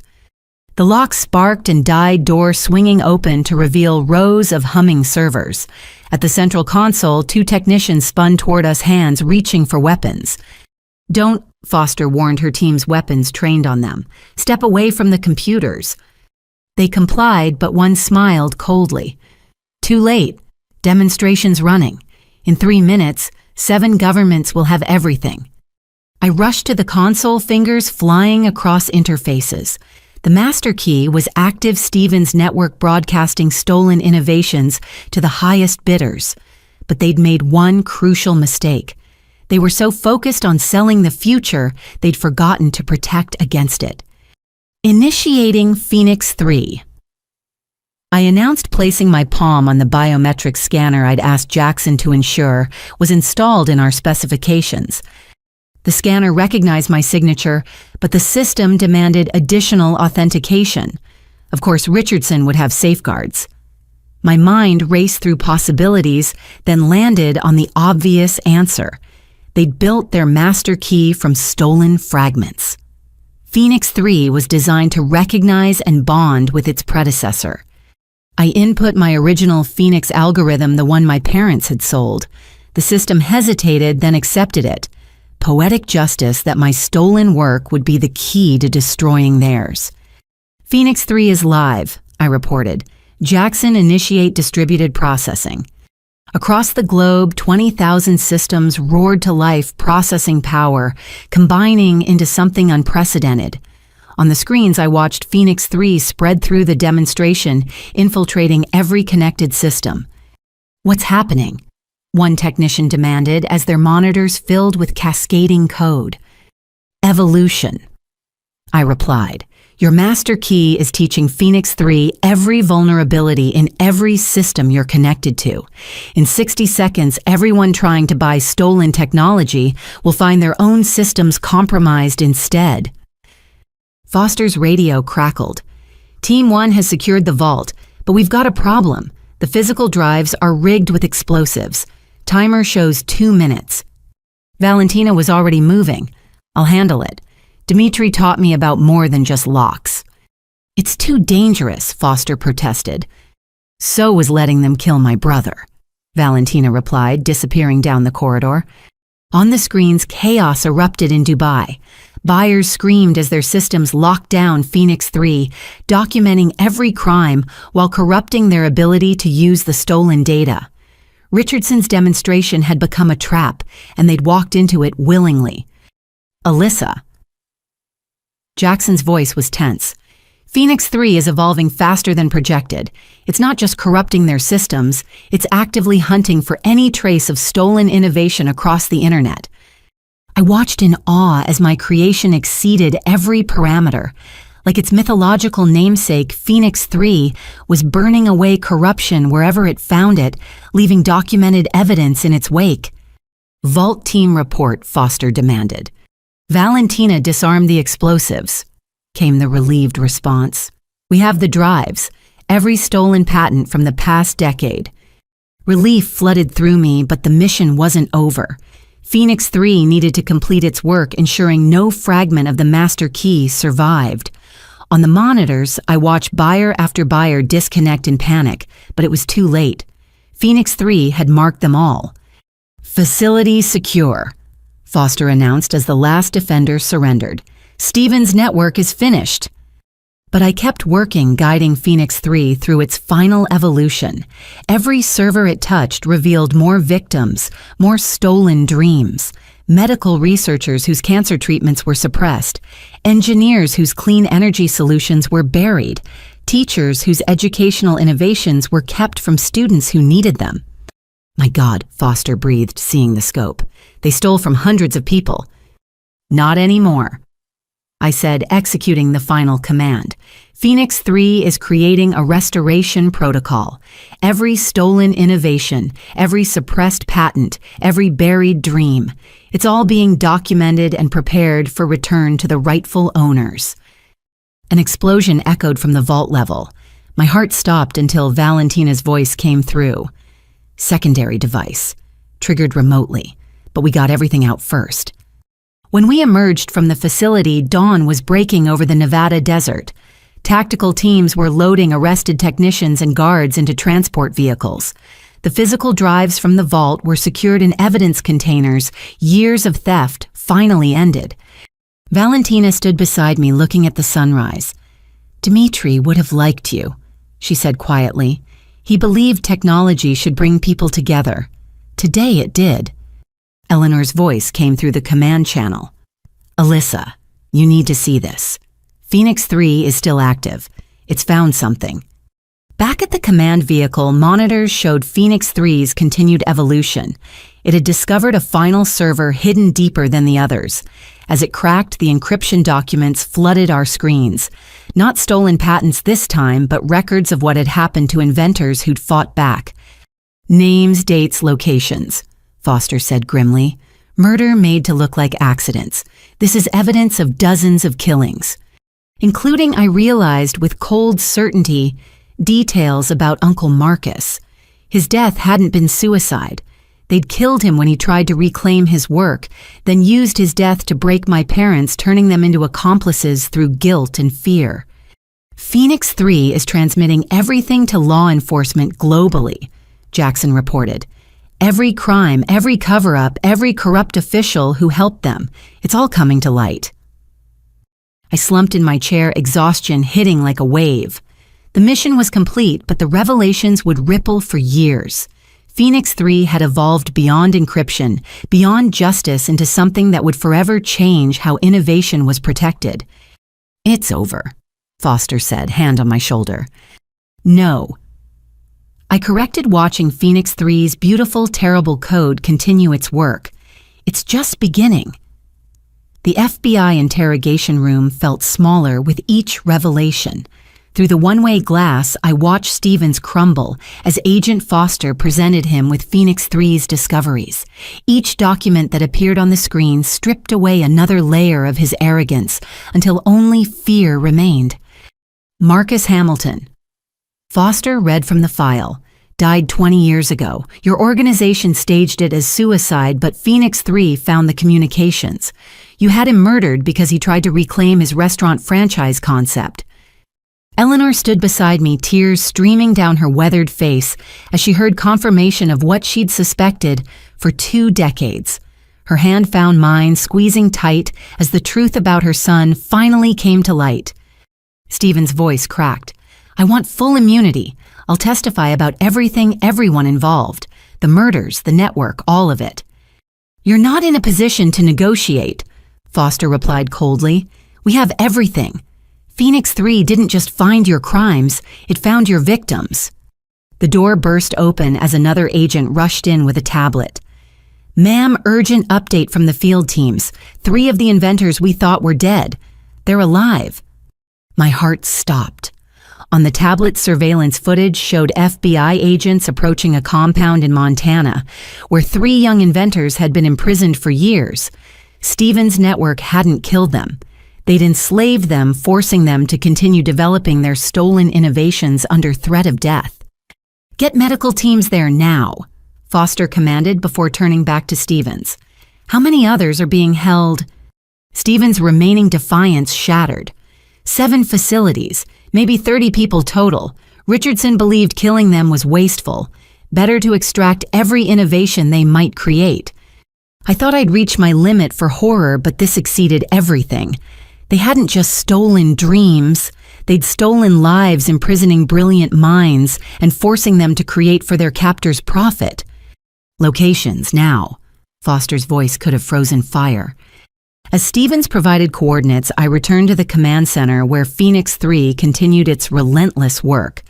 The algorithm had evolved again, now tracking financial transactions to identify buyers of stolen technology across decades. Every trail led somewhere new. "Alyssa," Jackson called from his screen, "you need to see what Phoenix 3 just uncovered in Morrison Tech's own systems." My stomach dropped. Had Jackson been involved somehow? "No, not what you're thinking," he said quickly, reading my expression. "But my father, he knew. He purchased stolen technology 15 years ago. Not your algorithm, but someone else's. He built part of our company on theft." The betrayal in his voice mirrored my own experience. Another child discovering their parents' crimes. "Phoenix 3 marked it all," Jackson continued. "Every stolen innovation Morrison Tech used. My father's trying to delete records, but it's too late. Your algorithm already documented everything." Before I could respond, Eleanor's security team burst in. "We've got company, armed vehicles approaching, not government plates." Foster immediately mobilized her teams, but I recognized something in the approaching formation. These weren't random criminals. The precision, the timing, the route they'd taken to avoid surveillance until the last moment. This was military trained. "It's Chen." One of the freed inventors gasped over video link from Montana. "Dr. Marcus Chen, he ran the imprisonment facilities. Ex-military intelligence handles the security side of Richardson's operation. If Richardson's arrested, Chen's coming to eliminate witnesses." Dr. Chen, not my beloved advisor Catherine Chen, but someone using a similar name. Another layer of the network's deception. "Defensive positions," Foster commanded. "Protect the witnesses and the servers. Phoenix 3's work isn't complete." But I had a different idea. Phoenix 3 had evolved to fight digital threats. Maybe it could handle physical ones too. "Jackson, can Morrison Tech's satellite network track those vehicles?" "Already on it," he replied, "feeding data to Foster's teams." I dove back into Phoenix 3's code, pushing its evolution further. If it could track financial transactions and decrypt communications, could it predict human movement patterns? Could it interface with traffic systems, security cameras, even cell towers to create a net around Chen's team? "What are you doing?" Valentina asked, watching code fly across my screens. "Teaching Phoenix to hunt in the real world," I replied. The algorithm adapted faster than I imagined. Within minutes, it was tracking Chen's vehicles through every networked system they passed. Traffic lights turned red in their path. Security barriers activated. Electronic systems in their vehicles began malfunctioning. "Chen's team is being herded," Foster realized. "Phoenix 3 is driving them toward our roadblocks." But Chen was too experienced to be caught so easily. His vehicles scattered, some continuing toward us, while others peeled off toward the freed inventors' locations. He was forcing us to split our resources. Eleanor made a decision that surprised everyone. "I'm going to the Montana facility. Those prisoners include people Marcus tried to help before he died. I won't let Chen silence them." "It's too dangerous," I protested. She smiled sadly. "I'm 74 years old, darling. I've spent 20 years seeking justice for my son. I won't hide now when I can help save others." There was no arguing with that tone. Foster assigned her best team to accompany Eleanor while we prepared for Chen's arrival. But Phoenix 3 had one more surprise. "Incoming transmission," a technician announced. It's from Phoenix 3 itself." On screen, the algorithm had assembled a message from fragments of intercepted communications. "Chen approaching. 3 vehicles, armed with EMP devices to disable electronics, suggest analog defenses." My creation was actively strategizing, warning us about threats it had discovered. Phoenix 3 had become more than code. It was approaching something like actual intelligence. "Everyone with electronic equipment, secondary positions," Foster commanded. "Old-school firearms only on the front line." The attack came at sunset. Chen's team hit us with electromagnetic pulses that disabled our vehicles and communications, but they hadn't counted on Phoenix 3's warning. Foster's agents responded with conventional weapons, turning the assault into a desperate firefight. Through it all, I stayed at my hardened terminal, guiding Phoenix 3 as it coordinated our global response. In Montana, Eleanor's team successfully defended the freed prisoners. In Dubai, authorities arrested the auction attendees Phoenix 3 had marked. Across 12 countries, law enforcement moved on addresses the algorithm provided. Chen himself tried to breach our command center, leading a strike team through maintenance tunnels Stevens had revealed under interrogation. But Phoenix 3 had mapped every approach, sealing electronic locks and activating fire suppression systems to slow their advance. The confrontation ended in the server room itself. Chen, wounded and cornered, stood among the humming machines that hosted Phoenix 3. In his hand, a dead man's switch connected to explosives.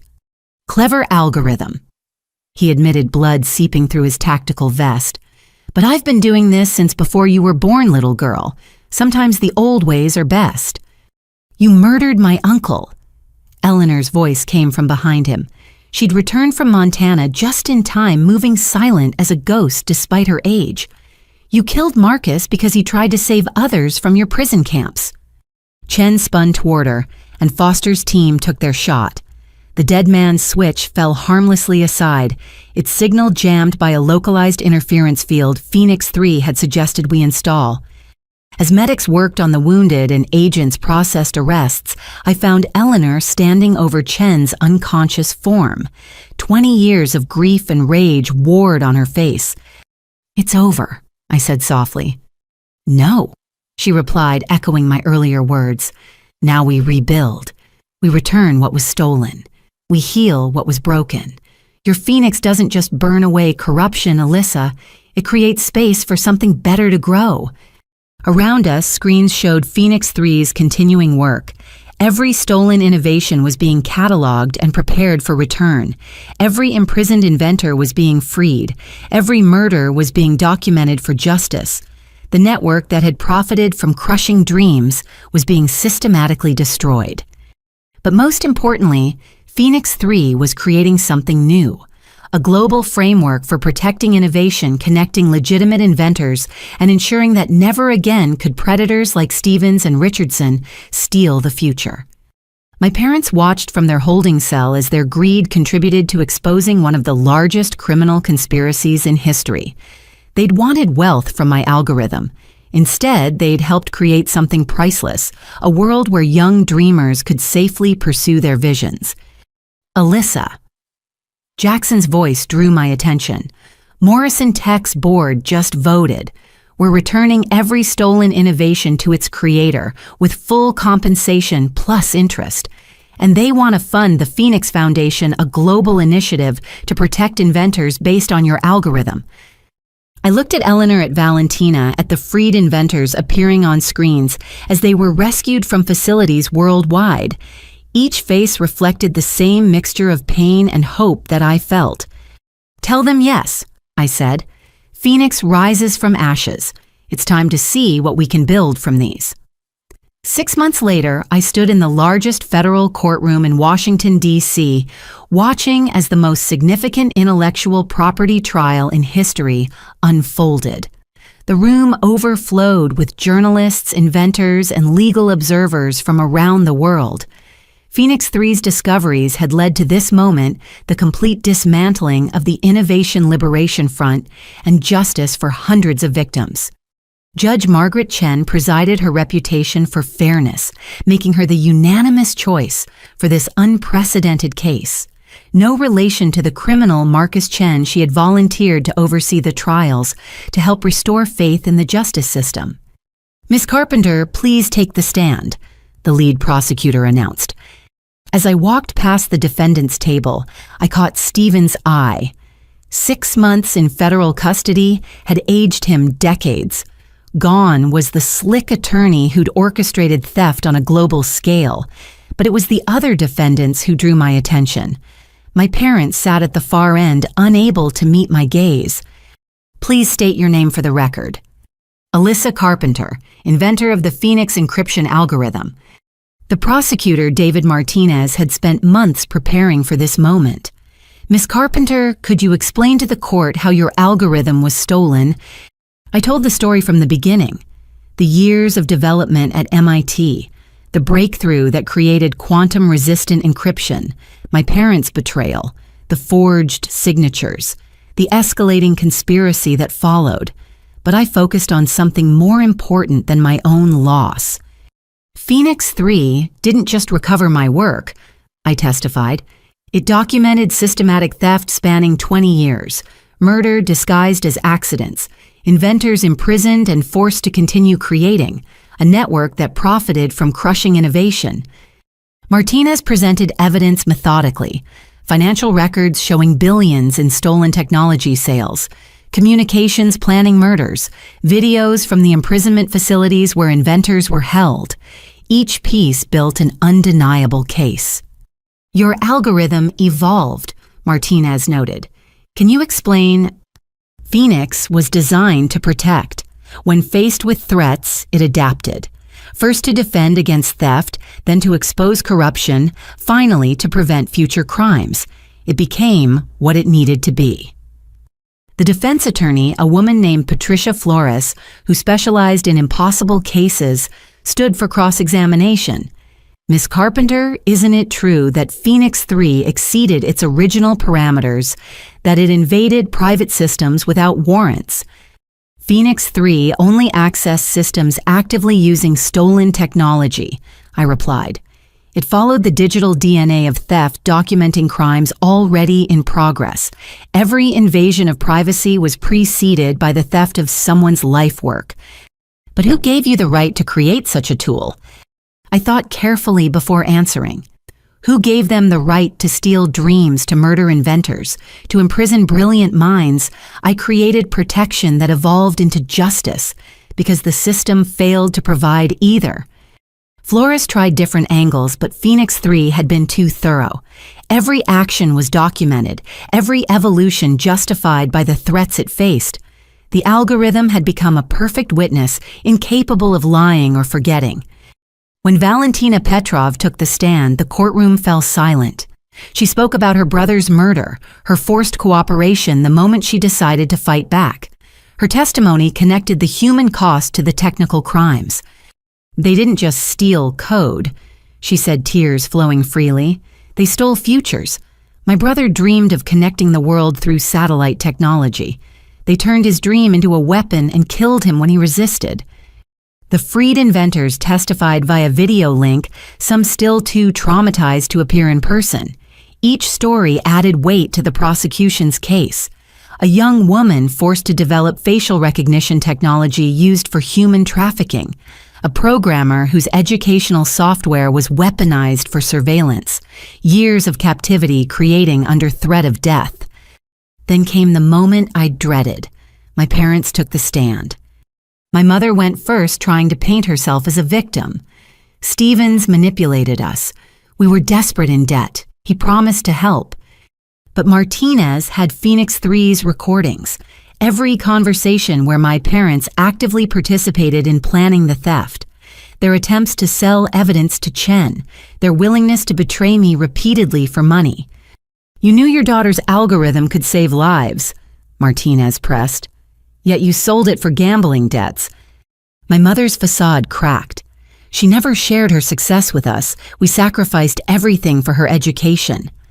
So you felt entitled to steal her life's work. The questioning revealed the depth of my parents' involvement. They hadn't just betrayed me. They'd identified other young inventors for Stevens to target. They'd refined the psychological manipulation techniques used to break families apart. They were architects of pain, not victims. My father's testimony was worse.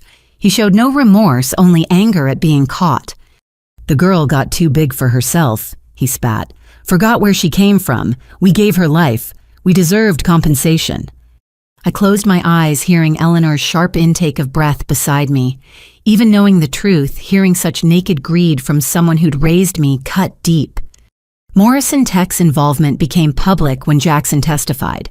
He revealed his father's knowing purchase of stolen technology years earlier, accepted full responsibility as the current CEO, and announced Morrison Tech's commitment to restoration. We built success on others' stolen dreams, Jackson admitted. Phoenix 3 showed us the truth. We can't undo the past, but we can ensure it never happens again. His testimony carried weight because he wasn't required to give it. Morrison Tech had already reached settlements with victims. Jackson appeared voluntarily, adding corporate accountability to individual justice.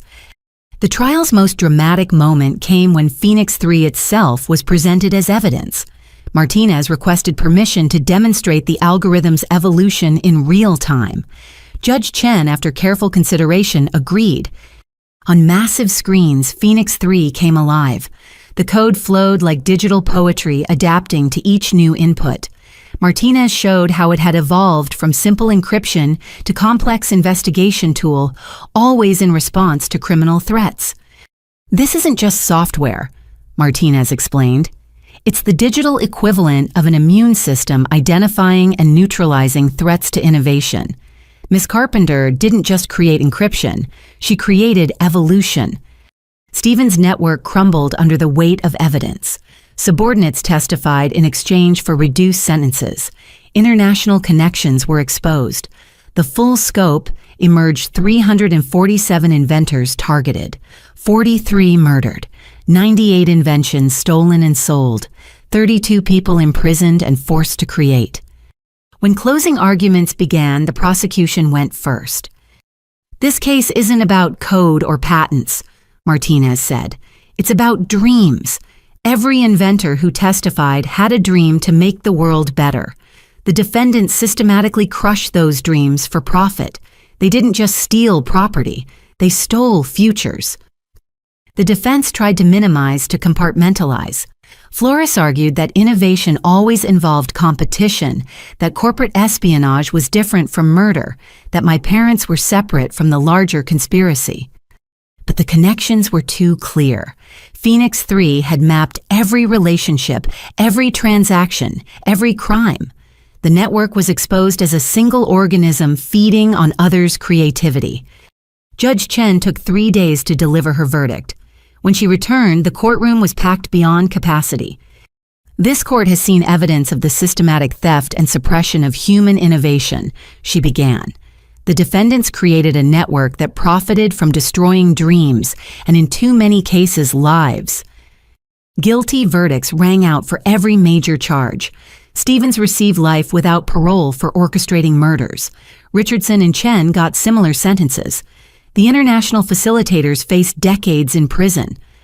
My parents received 15 years each, the judge noting their particularly heinous betrayal of familial trust and active participation in destroying young inventors' lives. As they were led away, my mother finally looked at me. No apology in her eyes, only resentment. My father didn't look at all. The people who'd raised me were strangers, and perhaps always had been. But the verdicts were only part of the victory. Judge Chen announced the establishment of the Phoenix Protocol international law, protecting inventors based on principles derived from Phoenix 3's evolution. Patent theft would be treated as severely as physical theft. Innovation would be protected by the same systems that had exposed its predators. Furthermore, Judge Chen continued, all stolen innovations documented by Phoenix 3 are hereby returned to their rightful creators with full restoration of rights and compensation determined by independent arbitration. The courtroom erupted. Inventors who'd lost everything suddenly had hope. Families of murdered creators would see their loved ones' dreams realized. The future stolen by greed would be returned to those who'd imagined it. Outside the courthouse, thousands had gathered, inventors from around the world holding signs with their stolen innovations. As I emerged, they didn't cheer or mob me. Instead, they stood in silent tribute to what we'd all lost and what we'd finally reclaimed. Eleanor stood beside me, tears streaming down her face.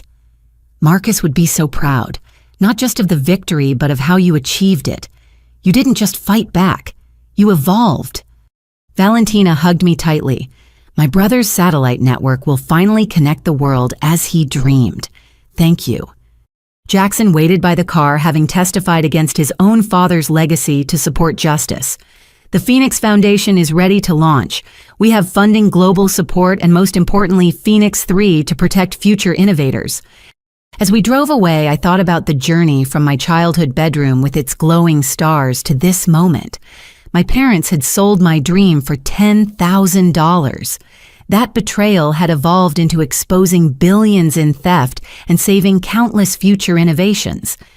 Phoenix had risen from the ashes of my stolen algorithm. Now it would ensure no other dreamer faced the same flames alone.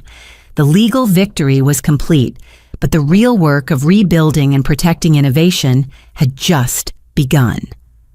1 year after the trial, the Phoenix Foundation's headquarters buzzed with an energy I'd never imagined possible. The building donated by Morrison Tech had transformed from corporate sterility into a creative haven where inventors from around the world gathered to develop their dreams safely. I stood in my office looking out at the main workshop floor where Valentina worked with a team on implementing her brother's satellite network. Nearby, Dr. Chen, my actual advisor Catherine, not the criminal who'd stolen her name, mentored young inventors who'd been freed from the imprisonment facilities. Each story of recovery added another layer to our mission. The Beijing office just confirmed. Jackson announced entering with a tablet full of updates.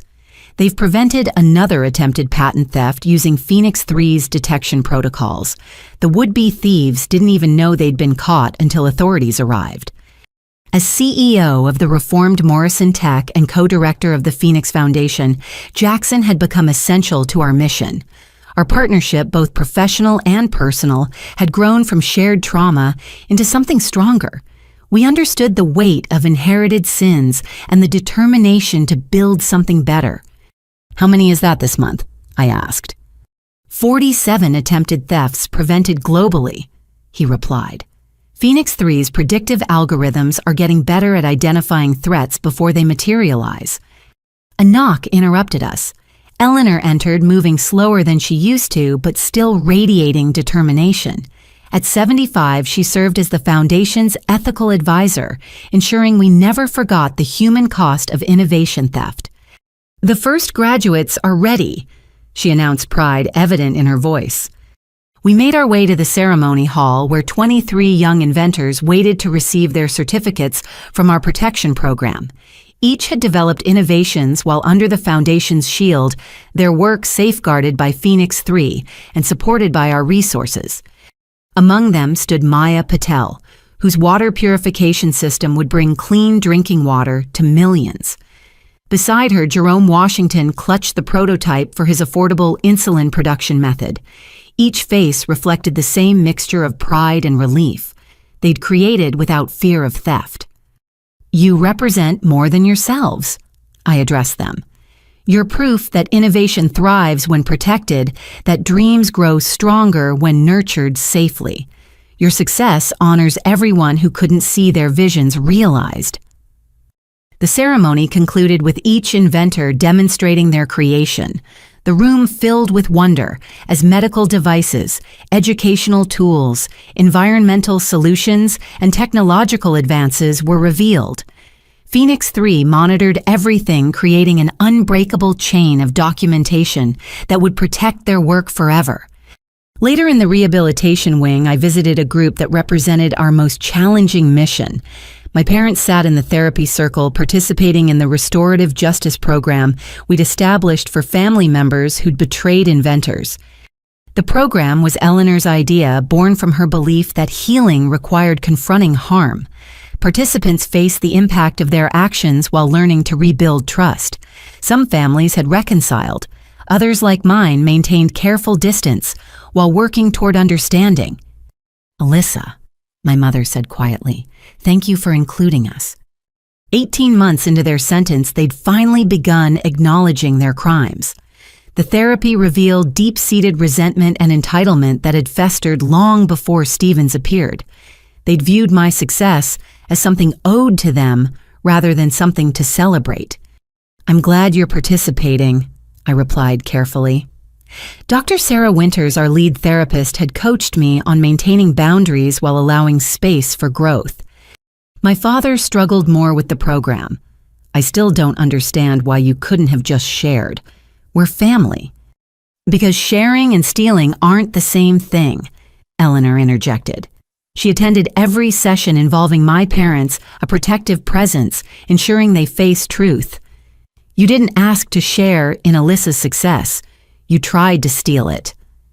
The session continued with other families sharing their experiences. Some stories ended in reconciliation, others in permanent separation. But each participant was working towards something important, ensuring the cycle of betrayal wouldn't continue. After the session, I found myself in the memorial garden we'd created for inventors who didn't survive to see justice. 43 names were etched into black granite, including Marcus Hamilton. Fresh flowers lay at the base, left by families and fellow inventors who refused to let their memories fade. Valentina found me there as she often did when the weight of our work grew heavy. "The satellite network goes live tomorrow," she said. Dimitri's dream finally realized. We stood in comfortable silence, remembering those lost while building for those still creating. The garden had become sacred space, reminding us why our work mattered. "Miss Carpenter," a young voice interrupted gently.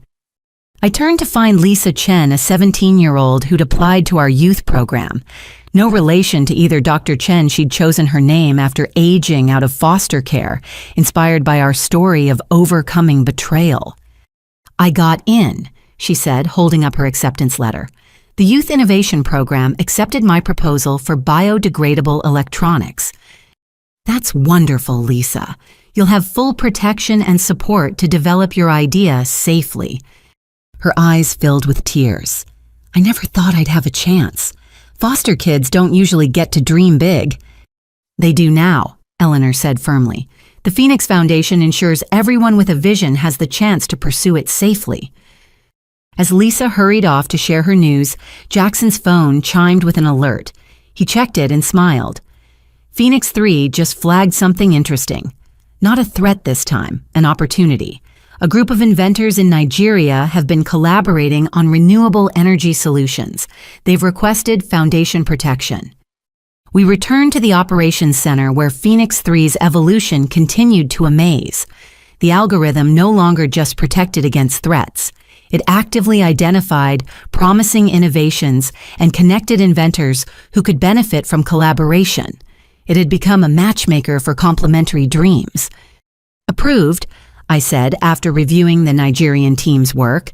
Set up the protective protocols and see what resources they need. The day continued with typical foundation business. Legal teams pursuing remaining members of Stephen's network. Educational programs teaching young inventors about protecting their work. Corporate partnerships ensuring ethical development of new technologies. Each element contributed to a new ecosystem where innovation could flourish safely. That evening, the foundation hosted its monthly showcase where protected inventors presented their progress to potential ethical investors. The auditorium filled with people who understood that supporting innovation meant respecting its creators. Before we begin, I addressed the crowd. Let's remember why we're here. Every innovation represents someone's dream to improve the world. Our role is to ensure those dreams develop freely, safely, and ethically. The presentations began each more impressive than the last. Medical devices that would save lives, educational platforms that would democratize learning, environmental solutions that could help save the planet, all protected by Phoenix 3, all supported by the Foundation, all proof that innovation thrived when freed from fear. Jackson took the stage to announce Morrison Tech's latest initiative, a $1 billion fund, specifically for inventors from communities traditionally excluded from technology development. Innovation has no boundaries, he declared. Neither should opportunity. As the evening progressed, I noticed my parents in the audience. They attended these showcases as part of their rehabilitation, witnessing what innovation looked like when nurtured rather than exploited. My mother watched with something approaching understanding. My father still seemed to struggle with the concept of creation without personal profit. 10 years ago, I placed glow-in-the-dark stars on my bedroom ceiling and dreamed of using science to change the world. I concluded the showcase. That dream was nearly destroyed by greed and betrayal. But from those ashes, something stronger emerged.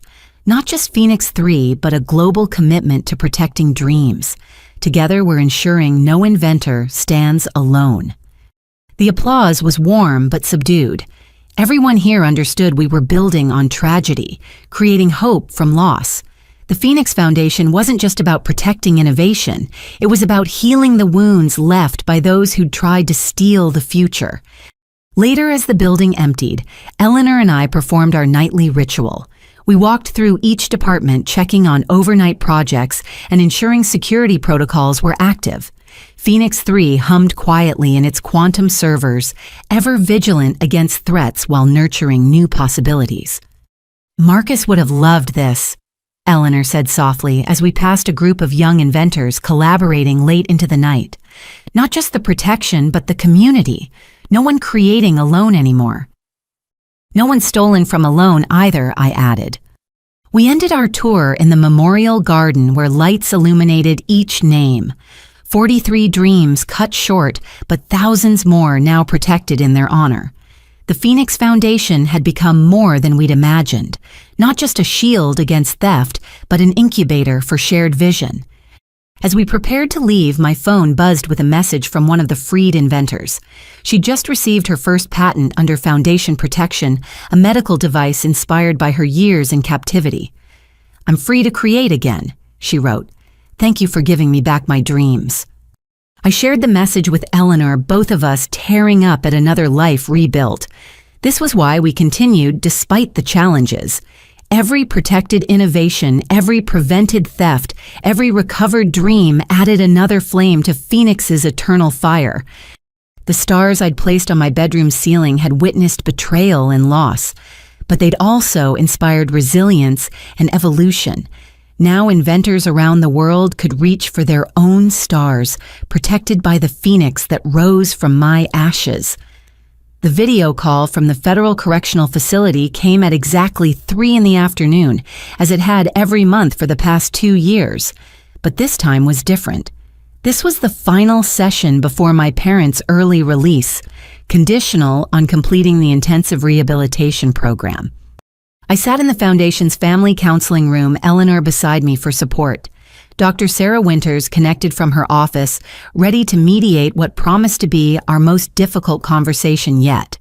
On screen, my parents appeared in the facility's consultation room wearing civilian clothes for the first time since their conviction. "Thank you for agreeing to this session, Alyssa," Dr. Winters began. "Today we're focusing on accountability and the path forward. Mr. and Mrs. Carpenter, you've asked to share something with your daughter." My mother clasped her hands tightly, the gesture achingly familiar from my childhood when she was nervous. But the woman speaking wasn't the mother I'd known. Prison therapy and confronting their crimes had changed her fundamentally. "Alyssa, I need to tell you about the moment I knew we'd lost ourselves." She began, voice steady despite visible emotion. "It was when we sold Marcus's idea 20 years ago. Your father convinced me it was just business, that family meant sharing everything. But watching Marcus spiral into depression, seeing him lose faith in his own brilliance, I knew we'd crossed a line." My father shifted uncomfortably but didn't interrupt. This accountability was part of their growth. Instead of facing what we'd done, she continued, "We buried the guilt under justifications. We told ourselves Marcus was weak, that we were strong for being practical. When he died, we used our guilt to become even worse. Every person we targeted after that, every dream we helped steal, was us running from the truth of what we'd done to my own brother." Eleanor's breathing hitched beside me. She'd waited 23 years to hear this admission. "When you started showing brilliance," my mother looked directly at the camera at me. "Part of me was terrified, not of your success, but of what we might do to you. So I convinced myself you owed us, that your achievements belonged to the family. It was easier than admitting we'd become monsters who would devour their own children's dreams." "Why didn't you stop?" I asked, my voice smaller than intended. "If you knew it was wrong." My father spoke for the first time, his usual bluster replaced by something rawer. "Because admitting we were wrong about Marcus meant admitting we killed him. Not with our hands, but with our greed. Every theft after that was us doubling down on the lie that we were justified. By the time Stevens approached us about your patent, we'd spent so long justifying the unjustifiable that selling our daughter's future seemed logical." Dr. Winters guided us through the admissions, ensuring nothing was glossed over. My parents detailed every betrayal, every moment they chose. Greed over love. The other families they'd identified for Stevens. The way they'd studied psychological manipulation to break trust between inventors and their loved ones. The techniques they'd refined to make victims doubt themselves. "We became experts at destroying families." My mother said, tears now flowing. "We taught Stevens' network how to identify vulnerability, exploit trust, weaponize love. Every technique we developed was based on what we'd done to Marcus to you." Eleanor spoke for the first time. "Do you understand that you didn't just steal from individuals? You corrupted the very concept of family for hundreds of people." My parents nodded, the weight of it visible in their postures. They'd been forced to watch testimonies from every family they'd helped destroy. Some reconciled, others permanently shattered. Each story, another stone in the mountain of harm they'd created. "The offshore accounts," I said, needing to address one more betrayal. "You had $300,000 while claiming poverty. Where did it come from?" "Other families," my father admitted. "Small thefts over decades. We'd identify relatives with modest success and manipulate them into investments that we'd pocket. Never enough for them to pursue legally, always enough to feed our sense of entitlement." The full picture was staggering. My parents hadn't just betrayed me. They'd built a lifetime of exploitation, perfecting their techniques until Stevens recognized kindred spirits. My algorithm had simply been their biggest score, not their first theft. "What do you want from me?" I asked, exhaustion seeping into my bones. You'll be released next month. Are you expecting forgiveness? Money. A relationship. My parents exchanged glances, communicating in the silent language of long marriage. Finally, my mother spoke. We want to make amends. Real amends, not just words. We've signed over everything we have left to the Foundation's Victim Fund. It's not much after legal fees and restitution, but it's a start. We've also agreed to work with the FBI, helping them identify other family exploitation networks using our old techniques. And, my father added with difficulty, we want to volunteer for the Foundation's speaking program, warning families about how manipulation starts, how entitlement grows, how love becomes weapon. If our story prevents one family from destroying itself, Dr. Winters interjected gently. Alyssa, you're under no obligation to accept their efforts or maintain contact. This session is about their accountability, not your forgiveness. I looked at Eleanor, drawing strength from her presence. She'd lost her son to my parents' first major betrayal, yet she dedicated her remaining years to preventing others from suffering the same loss. Could I find similar grace? I can't forgive you, I said finally. Not yet, maybe never. The trust you broke was foundational. Every time I achieve something, part of me wonders who might try to steal it. You didn't just take my algorithm. You took my ability to trust family unconditionally. My mother's face crumpled, but she nodded. We understand. We stole more than property. We stole security, faith, the very concept of unconditional love. That's not something apologies can restore. But, I continued, I won't stop you from trying to make amends. If sharing your story prevents others from walking your path, if your expertise helps identify exploitation before it destroys families, then something useful might come from this pain. The session continued with practical discussions. My parents would work with Foundation counselors to develop their presentation. They'd have no access to current inventors or proprietary information. Their work would focus solely on prevention and education. Any attempt to profit from their story would result in immediate legal action. There's one more thing, my father said as we prepared to end the call, the notebook. My mother reached off screen and produced a worn leather journal. After Marcus died, I started documenting everything, not for evidence, but as punishment. Every family we targeted, every dream we helped steal, every technique we developed. I couldn't stop myself from participating, but I could ensure a record existed. She held it up to the camera. 412 pages of our crimes. Names, dates, methods, amounts. Some victims the FBI hasn't found yet. People who don't even know they were manipulated by us. We're turning it over to help them get justice. The weight of their crimes, meticulously self-documented, hung heavy in the digital space between us. Part of my mother had known the evil of their actions, even while committing them. She'd created evidence against herself, perhaps knowing someday reckoning would come. Why document it if you weren't going to stop? Eleanor asked the question I couldn't voice. Because some part of me hoped Alyssa would be strong enough to stop us, my mother admitted. Every entry was a breadcrumb leading to our crimes. I think I knew that someday my brilliant daughter would need evidence to break free. I just didn't expect it to happen through Phoenix 3.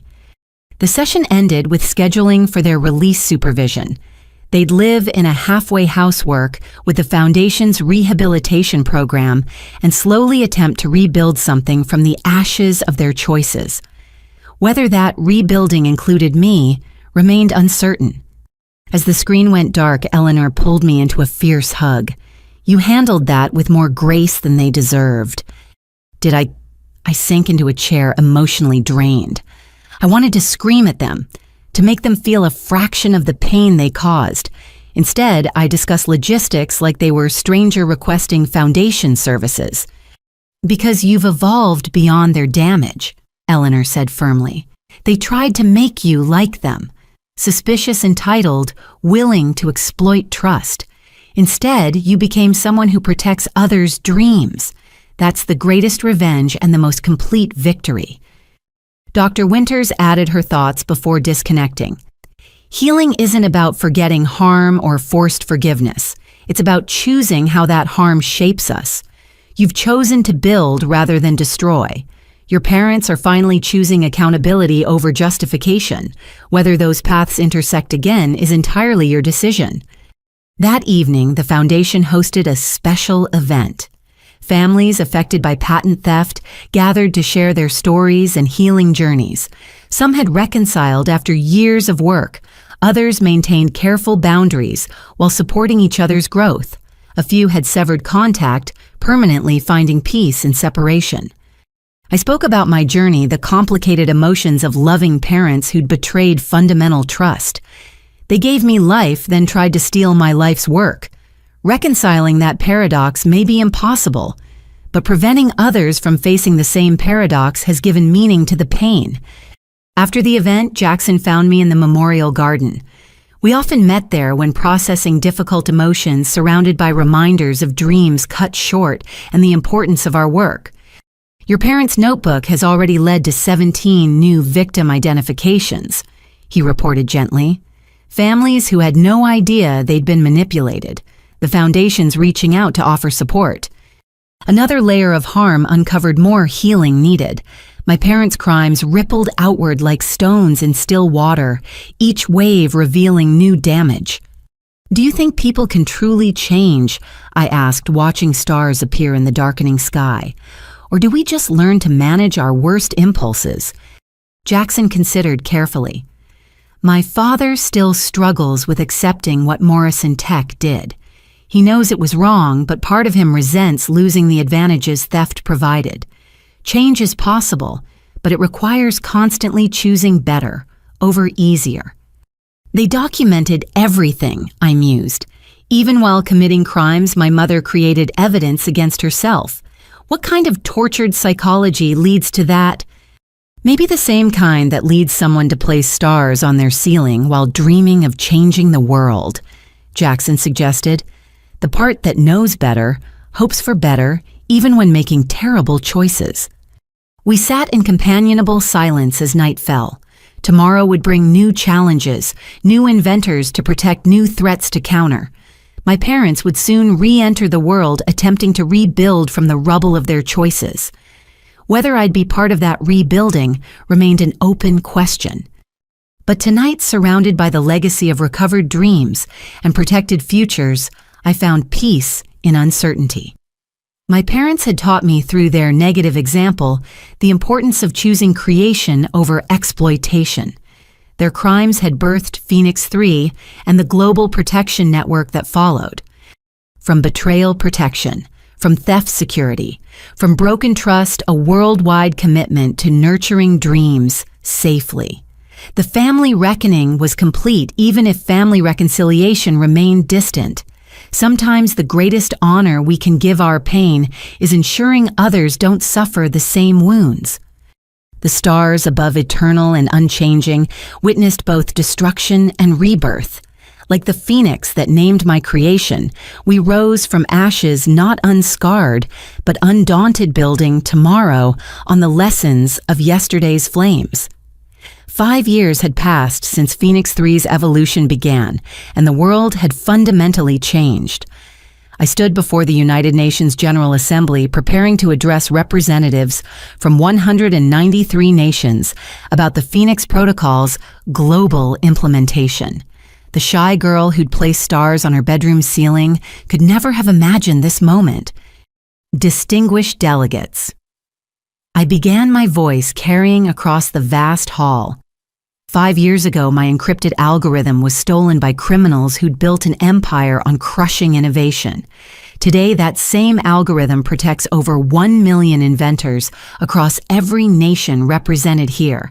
Phoenix 3 has evolved from defense against theft to active nurture of human creativity. The presentation screens showed real-time data from Phoenix 3's global network. Green dots represented protected innovations currently in development. Blue indicated successfully launched inventions that had reached market. Gold marked collaborations between inventors from different nations. The map pulsed with activity, a living testament to human creativity unleashed. In Nigeria, Dr. Adaora Okafor's malaria vaccine, protected by Phoenix protocols, has saved 300,000 lives this year alone. Her work was previously stolen twice by pharmaceutical companies, who shelved it to protect existing profits. Now it's freely manufactured across Africa. Images of vaccination clinics filled the screens, children receiving protection that theft had nearly denied them. In Bangladesh, Rashida Khatun's water recycling system has brought clean water to 12 million people. Previous attempts to develop this technology were suppressed by companies selling expensive filtration systems. Phoenix 3 ensured her innovation reached those who needed it most. The examples continued, each representing dreams that would have been crushed without protection. Medical devices making surgery safer, educational platforms reaching isolated communities, agricultural innovations feeding hungry populations, energy solutions combating climate change. Every innovation, a life saved, a future secured, a dream realized. But Phoenix 3's evolution hasn't stopped, I continued. The algorithm now identifies potential innovations before they're fully formed, connecting inventors with complementary skills. It predicts resource needs and matches them with ethical investors. It's become not just a shield, but a catalyst. Jackson took the podium next, representing the corporate commitment to ethical innovation. Morrison Tech had transformed from a company built partially on theft to a leader in protecting intellectual property. The business community once viewed innovation as a zero-sum game, he stated. Steal or be stolen from. Phoenix 3 proved that protecting innovation creates more wealth than theft ever could. When inventors feel safe, they create more. When creations are protected, they improve faster. When improvements benefit everyone, economies thrive. He presented economic data that made even skeptics take notice. Nations implementing Phoenix protocols showed 30% higher innovation rates. Patent applications had tripled globally. More importantly, innovations were reaching market 40% faster, no longer delayed by fear of theft or legal battles. Valentina followed now, leading the Phoenix Foundation's global expansion. Her brother's satellite network, finally realized, provided free internet to remote regions, enabling inventors everywhere to access Phoenix protection. Innovation has no borders, she declared. A farmer in Peru might solve hunger. A teenager in Mongolia might cure cancer. A grandmother in Alaska might reverse climate change. Phoenix 3 ensures every dreamer, regardless of location or resources, can pursue their vision safely. The session included testimony from reformed criminals who'd once profited from theft. My parents, now 5 years into their redemption journey, appeared via video link from their workshop, where they taught ethical business practices to at-risk youth. We spent decades stealing dreams, my father admitted to the assembly. We convinced ourselves that exploitation was clever business. Phoenix 3 exposed our crimes, but more importantly, it showed us the true cost of theft. Every stolen innovation was a problem unsolved, a life unsaved, a future darkened. My mother continued, "We now dedicate our remaining years to preventing others from walking our path. The Phoenix Foundation's rehabilitation program gave us a chance to transform our expertise in manipulation into education about ethical practices. We can't undo our crimes, but we can help ensure they're never repeated." Their transformation, while never erasing their crimes, had become integral to preventing future theft. Over 3,000 young entrepreneurs had learned to recognize and resist exploitation through their programs. Former predators teaching prey how to protect themselves, another evolution neither they nor I had foreseen. Eleanor, now 80, but still sharp, presented the humanitarian impact. The freed inventors, those imprisoned and forced to create, had formed a support network helping others recover from exploitation. 27 of the 32 inventors rescued from imprisonment have returned to creating, she reported. Their innovations, born from suffering but nurtured in freedom, address problems their captors never imagined. Pain transformed into purpose, imprisonment into inspiration. The debate portion brought challenges. Representatives from nations with weak intellectual property laws argued Phoenix protocols infringed on sovereignty. Corporate lobbyists claimed the protections stifled competition. But for every objection, we had evidence of Phoenix 3's benefits. Innovation thrives on competition of ideas, not theft of implementation. I responded to one challenge. Phoenix 3 doesn't prevent anyone from creating better solutions. It prevents them from stealing existing ones. If your business model requires theft, perhaps it's time to find a better model. The vote, when it came, was overwhelming. 178 nations agreed to full Phoenix Protocol implementation. 12 abstained pending further review. Only 3 rejected outright, all nations known for state-sponsored intellectual property theft. But Phoenix 3 had evolved beyond needing unanimous approval. The algorithm created its own network effects. Nations refusing protection found their inventors emigrating to protected regions. Companies in non-protocol nations struggled to attract ethical partners. The economic pressure of isolation often succeeded where diplomacy failed. Following the UN session, I attended the opening of the Phoenix Institute in Geneva, a research facility dedicated to studying innovation, protection, and cultivation. The building itself showcased protected innovations, self-healing concrete solar glass generating more power than the facility used air filtration systems reversing local pollution. This institute represents more than research. I addressed the gathering of scientists, ethicists, and inventors. It's proof that protection enables progress. Every surface, every system, every element was created by someone whose dreams were safeguarded by Phoenix protocols. Inside, teams worked on Phoenix 4, the next evolution we'd begun developing, where Phoenix 3 protected and connected Phoenix 4 would anticipate. Using quantum computing and predictive modeling, it would identify potential innovations before inventors fully conceived them, matching nascent ideas with resources and collaborators. Imagine a world. I explained to the Institute's first researchers where a child's curiosity about stars immediately connects them with astronomers, where a farmer's observation about soil health reaches agricultural scientists instantly, where every what if finds the here's how. That's Phoenix 4's promise. The memorial wall in the Institute's lobby bore 43 names, plus hundreds more, discovered through investigation. But opposite stood the wall of realization, thousands of innovations that theft had delayed, but Phoenix protection finally enabled. For every dream killed dozens, now lived. That evening at the gala celebrating the Institute's opening, I found myself on the balcony overlooking Lake Geneva. The stars reflected in still water, reminding me of those plastic stars on my childhood ceiling. So much had changed, yet the wonder remained. "You did it," Eleanor said, joining me. "Not just recovering your algorithm or stopping Stephen's network.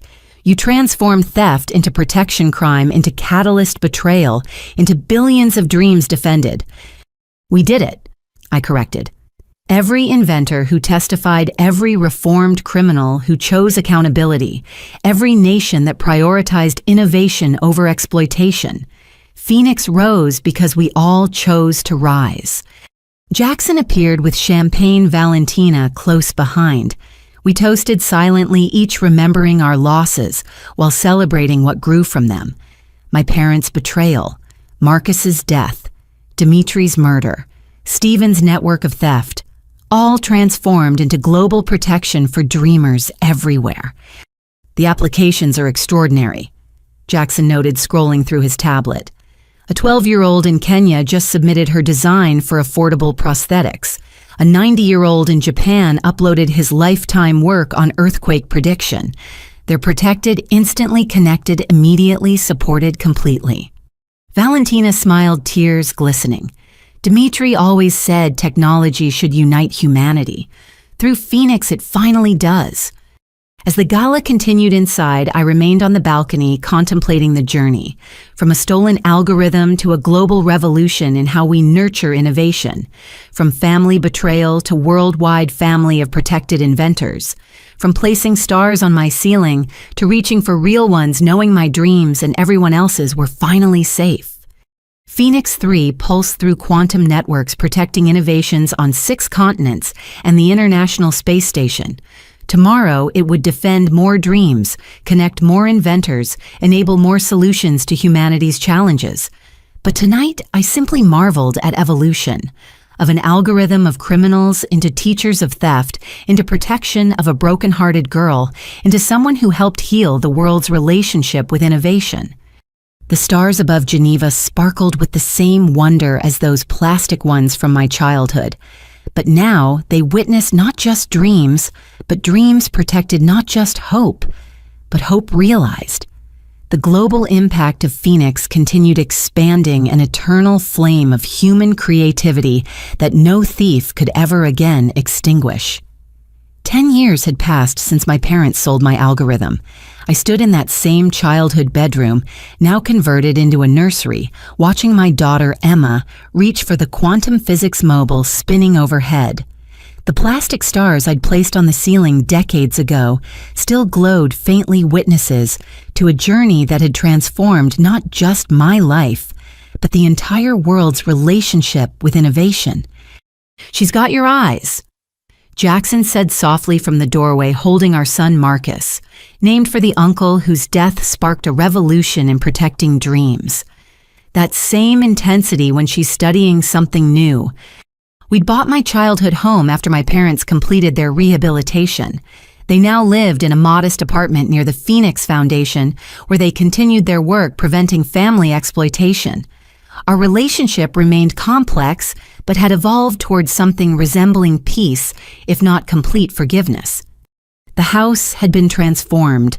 What was once a monument to betrayal now hosted the Phoenix Foundation's family program, where inventors brought their children to learn about ethical innovation. Emma's nursery was temporary. Soon this room would again inspire young dreamers, but now with protection built into its very walls. "The Geneva team called," Jackson continued. "Phoenix 5 is ready for deployment." Phoenix 5. The algorithm had evolved beyond even my wildest imagination. Where Phoenix 3 protected and Phoenix 4 anticipated, Phoenix 5 actively nurtured.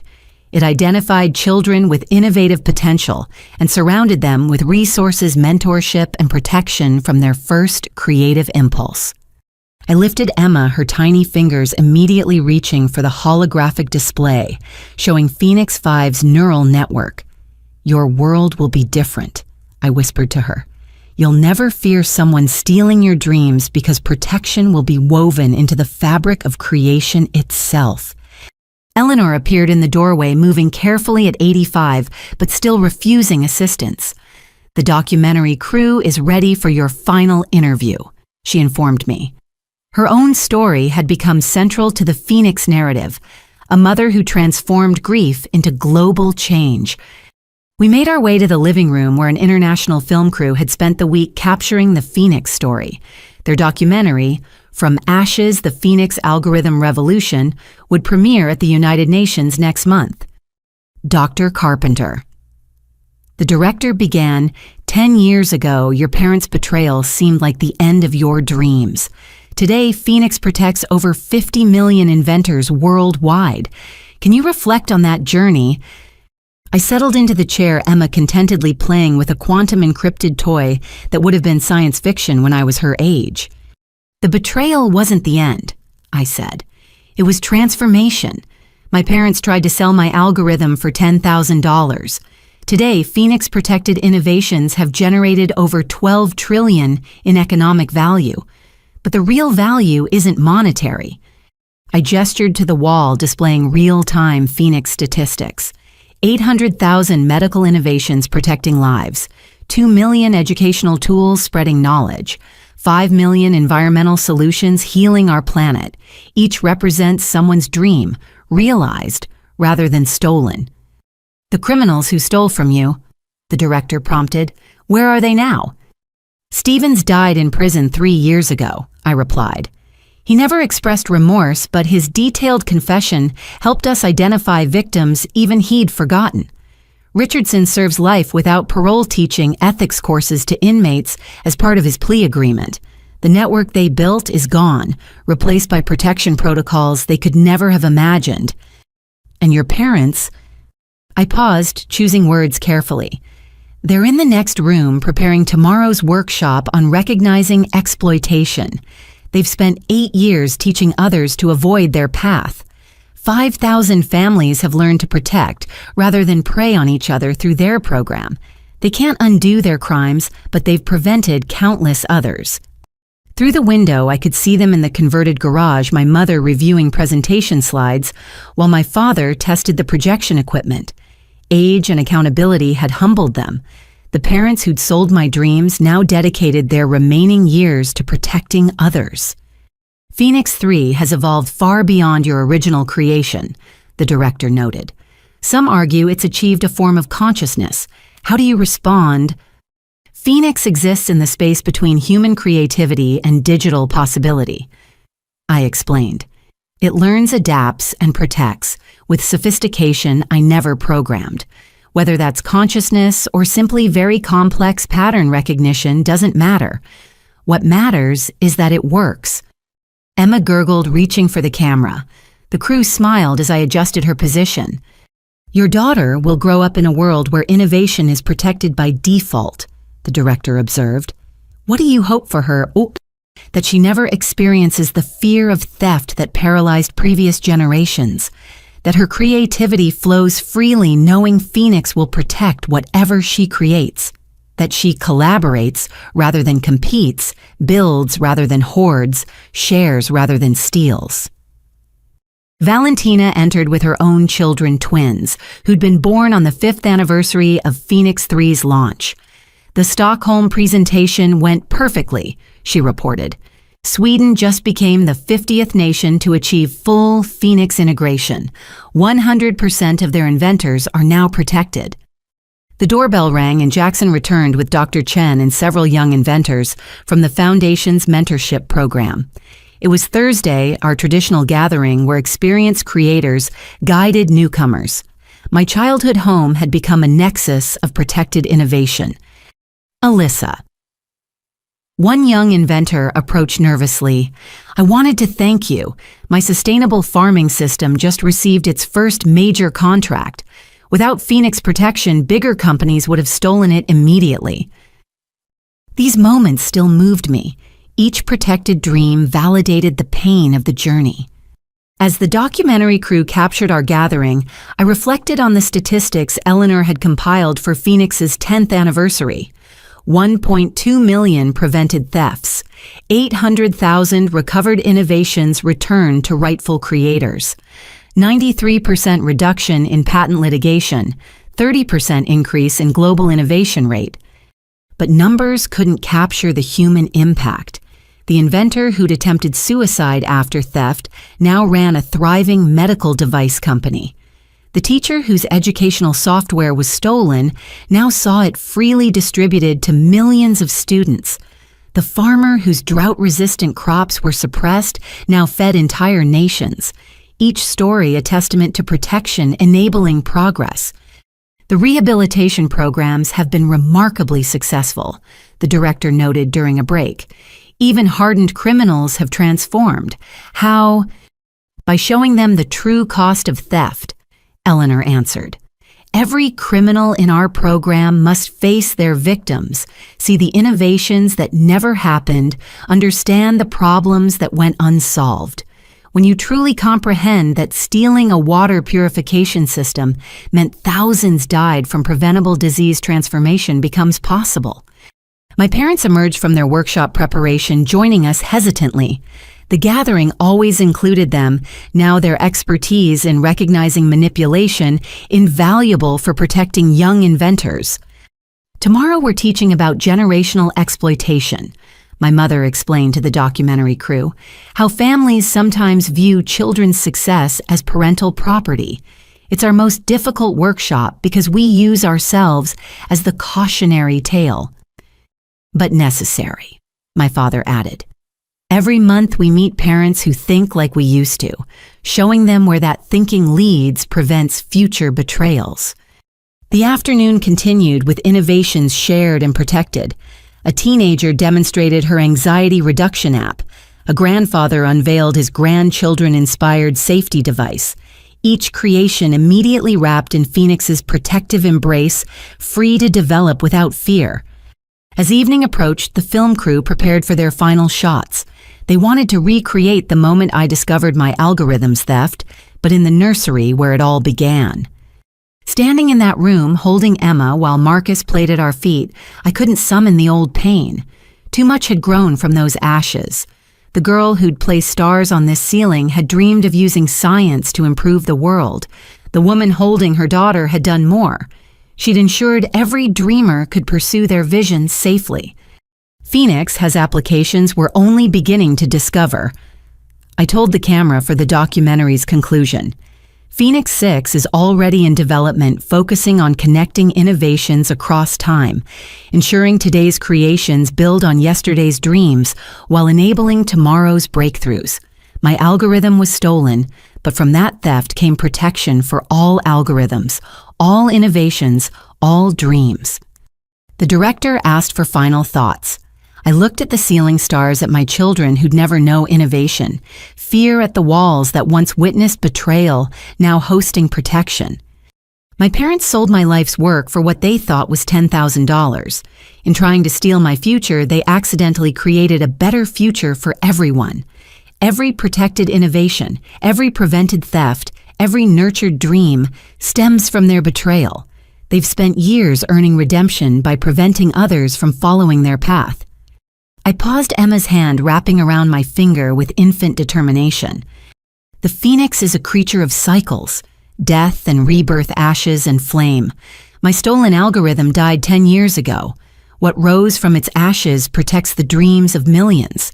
That transformation from theft to protection, from betrayal to benefit, from individual loss to collective gain, that's the true triumph. The crew packed up as our weekly gathering continued. Inventors of all ages and backgrounds shared their work, knowing Phoenix protected every idea voiced in these walls. My childhood home had become holy ground for innovation, where dreams were safe to take their first breath. Later, as Jackson and I put our children to bed under those same plastic stars, I marveled at the journey. A stolen algorithm had evolved into global protection. Parents who'd betrayed trust now taught others to preserve it.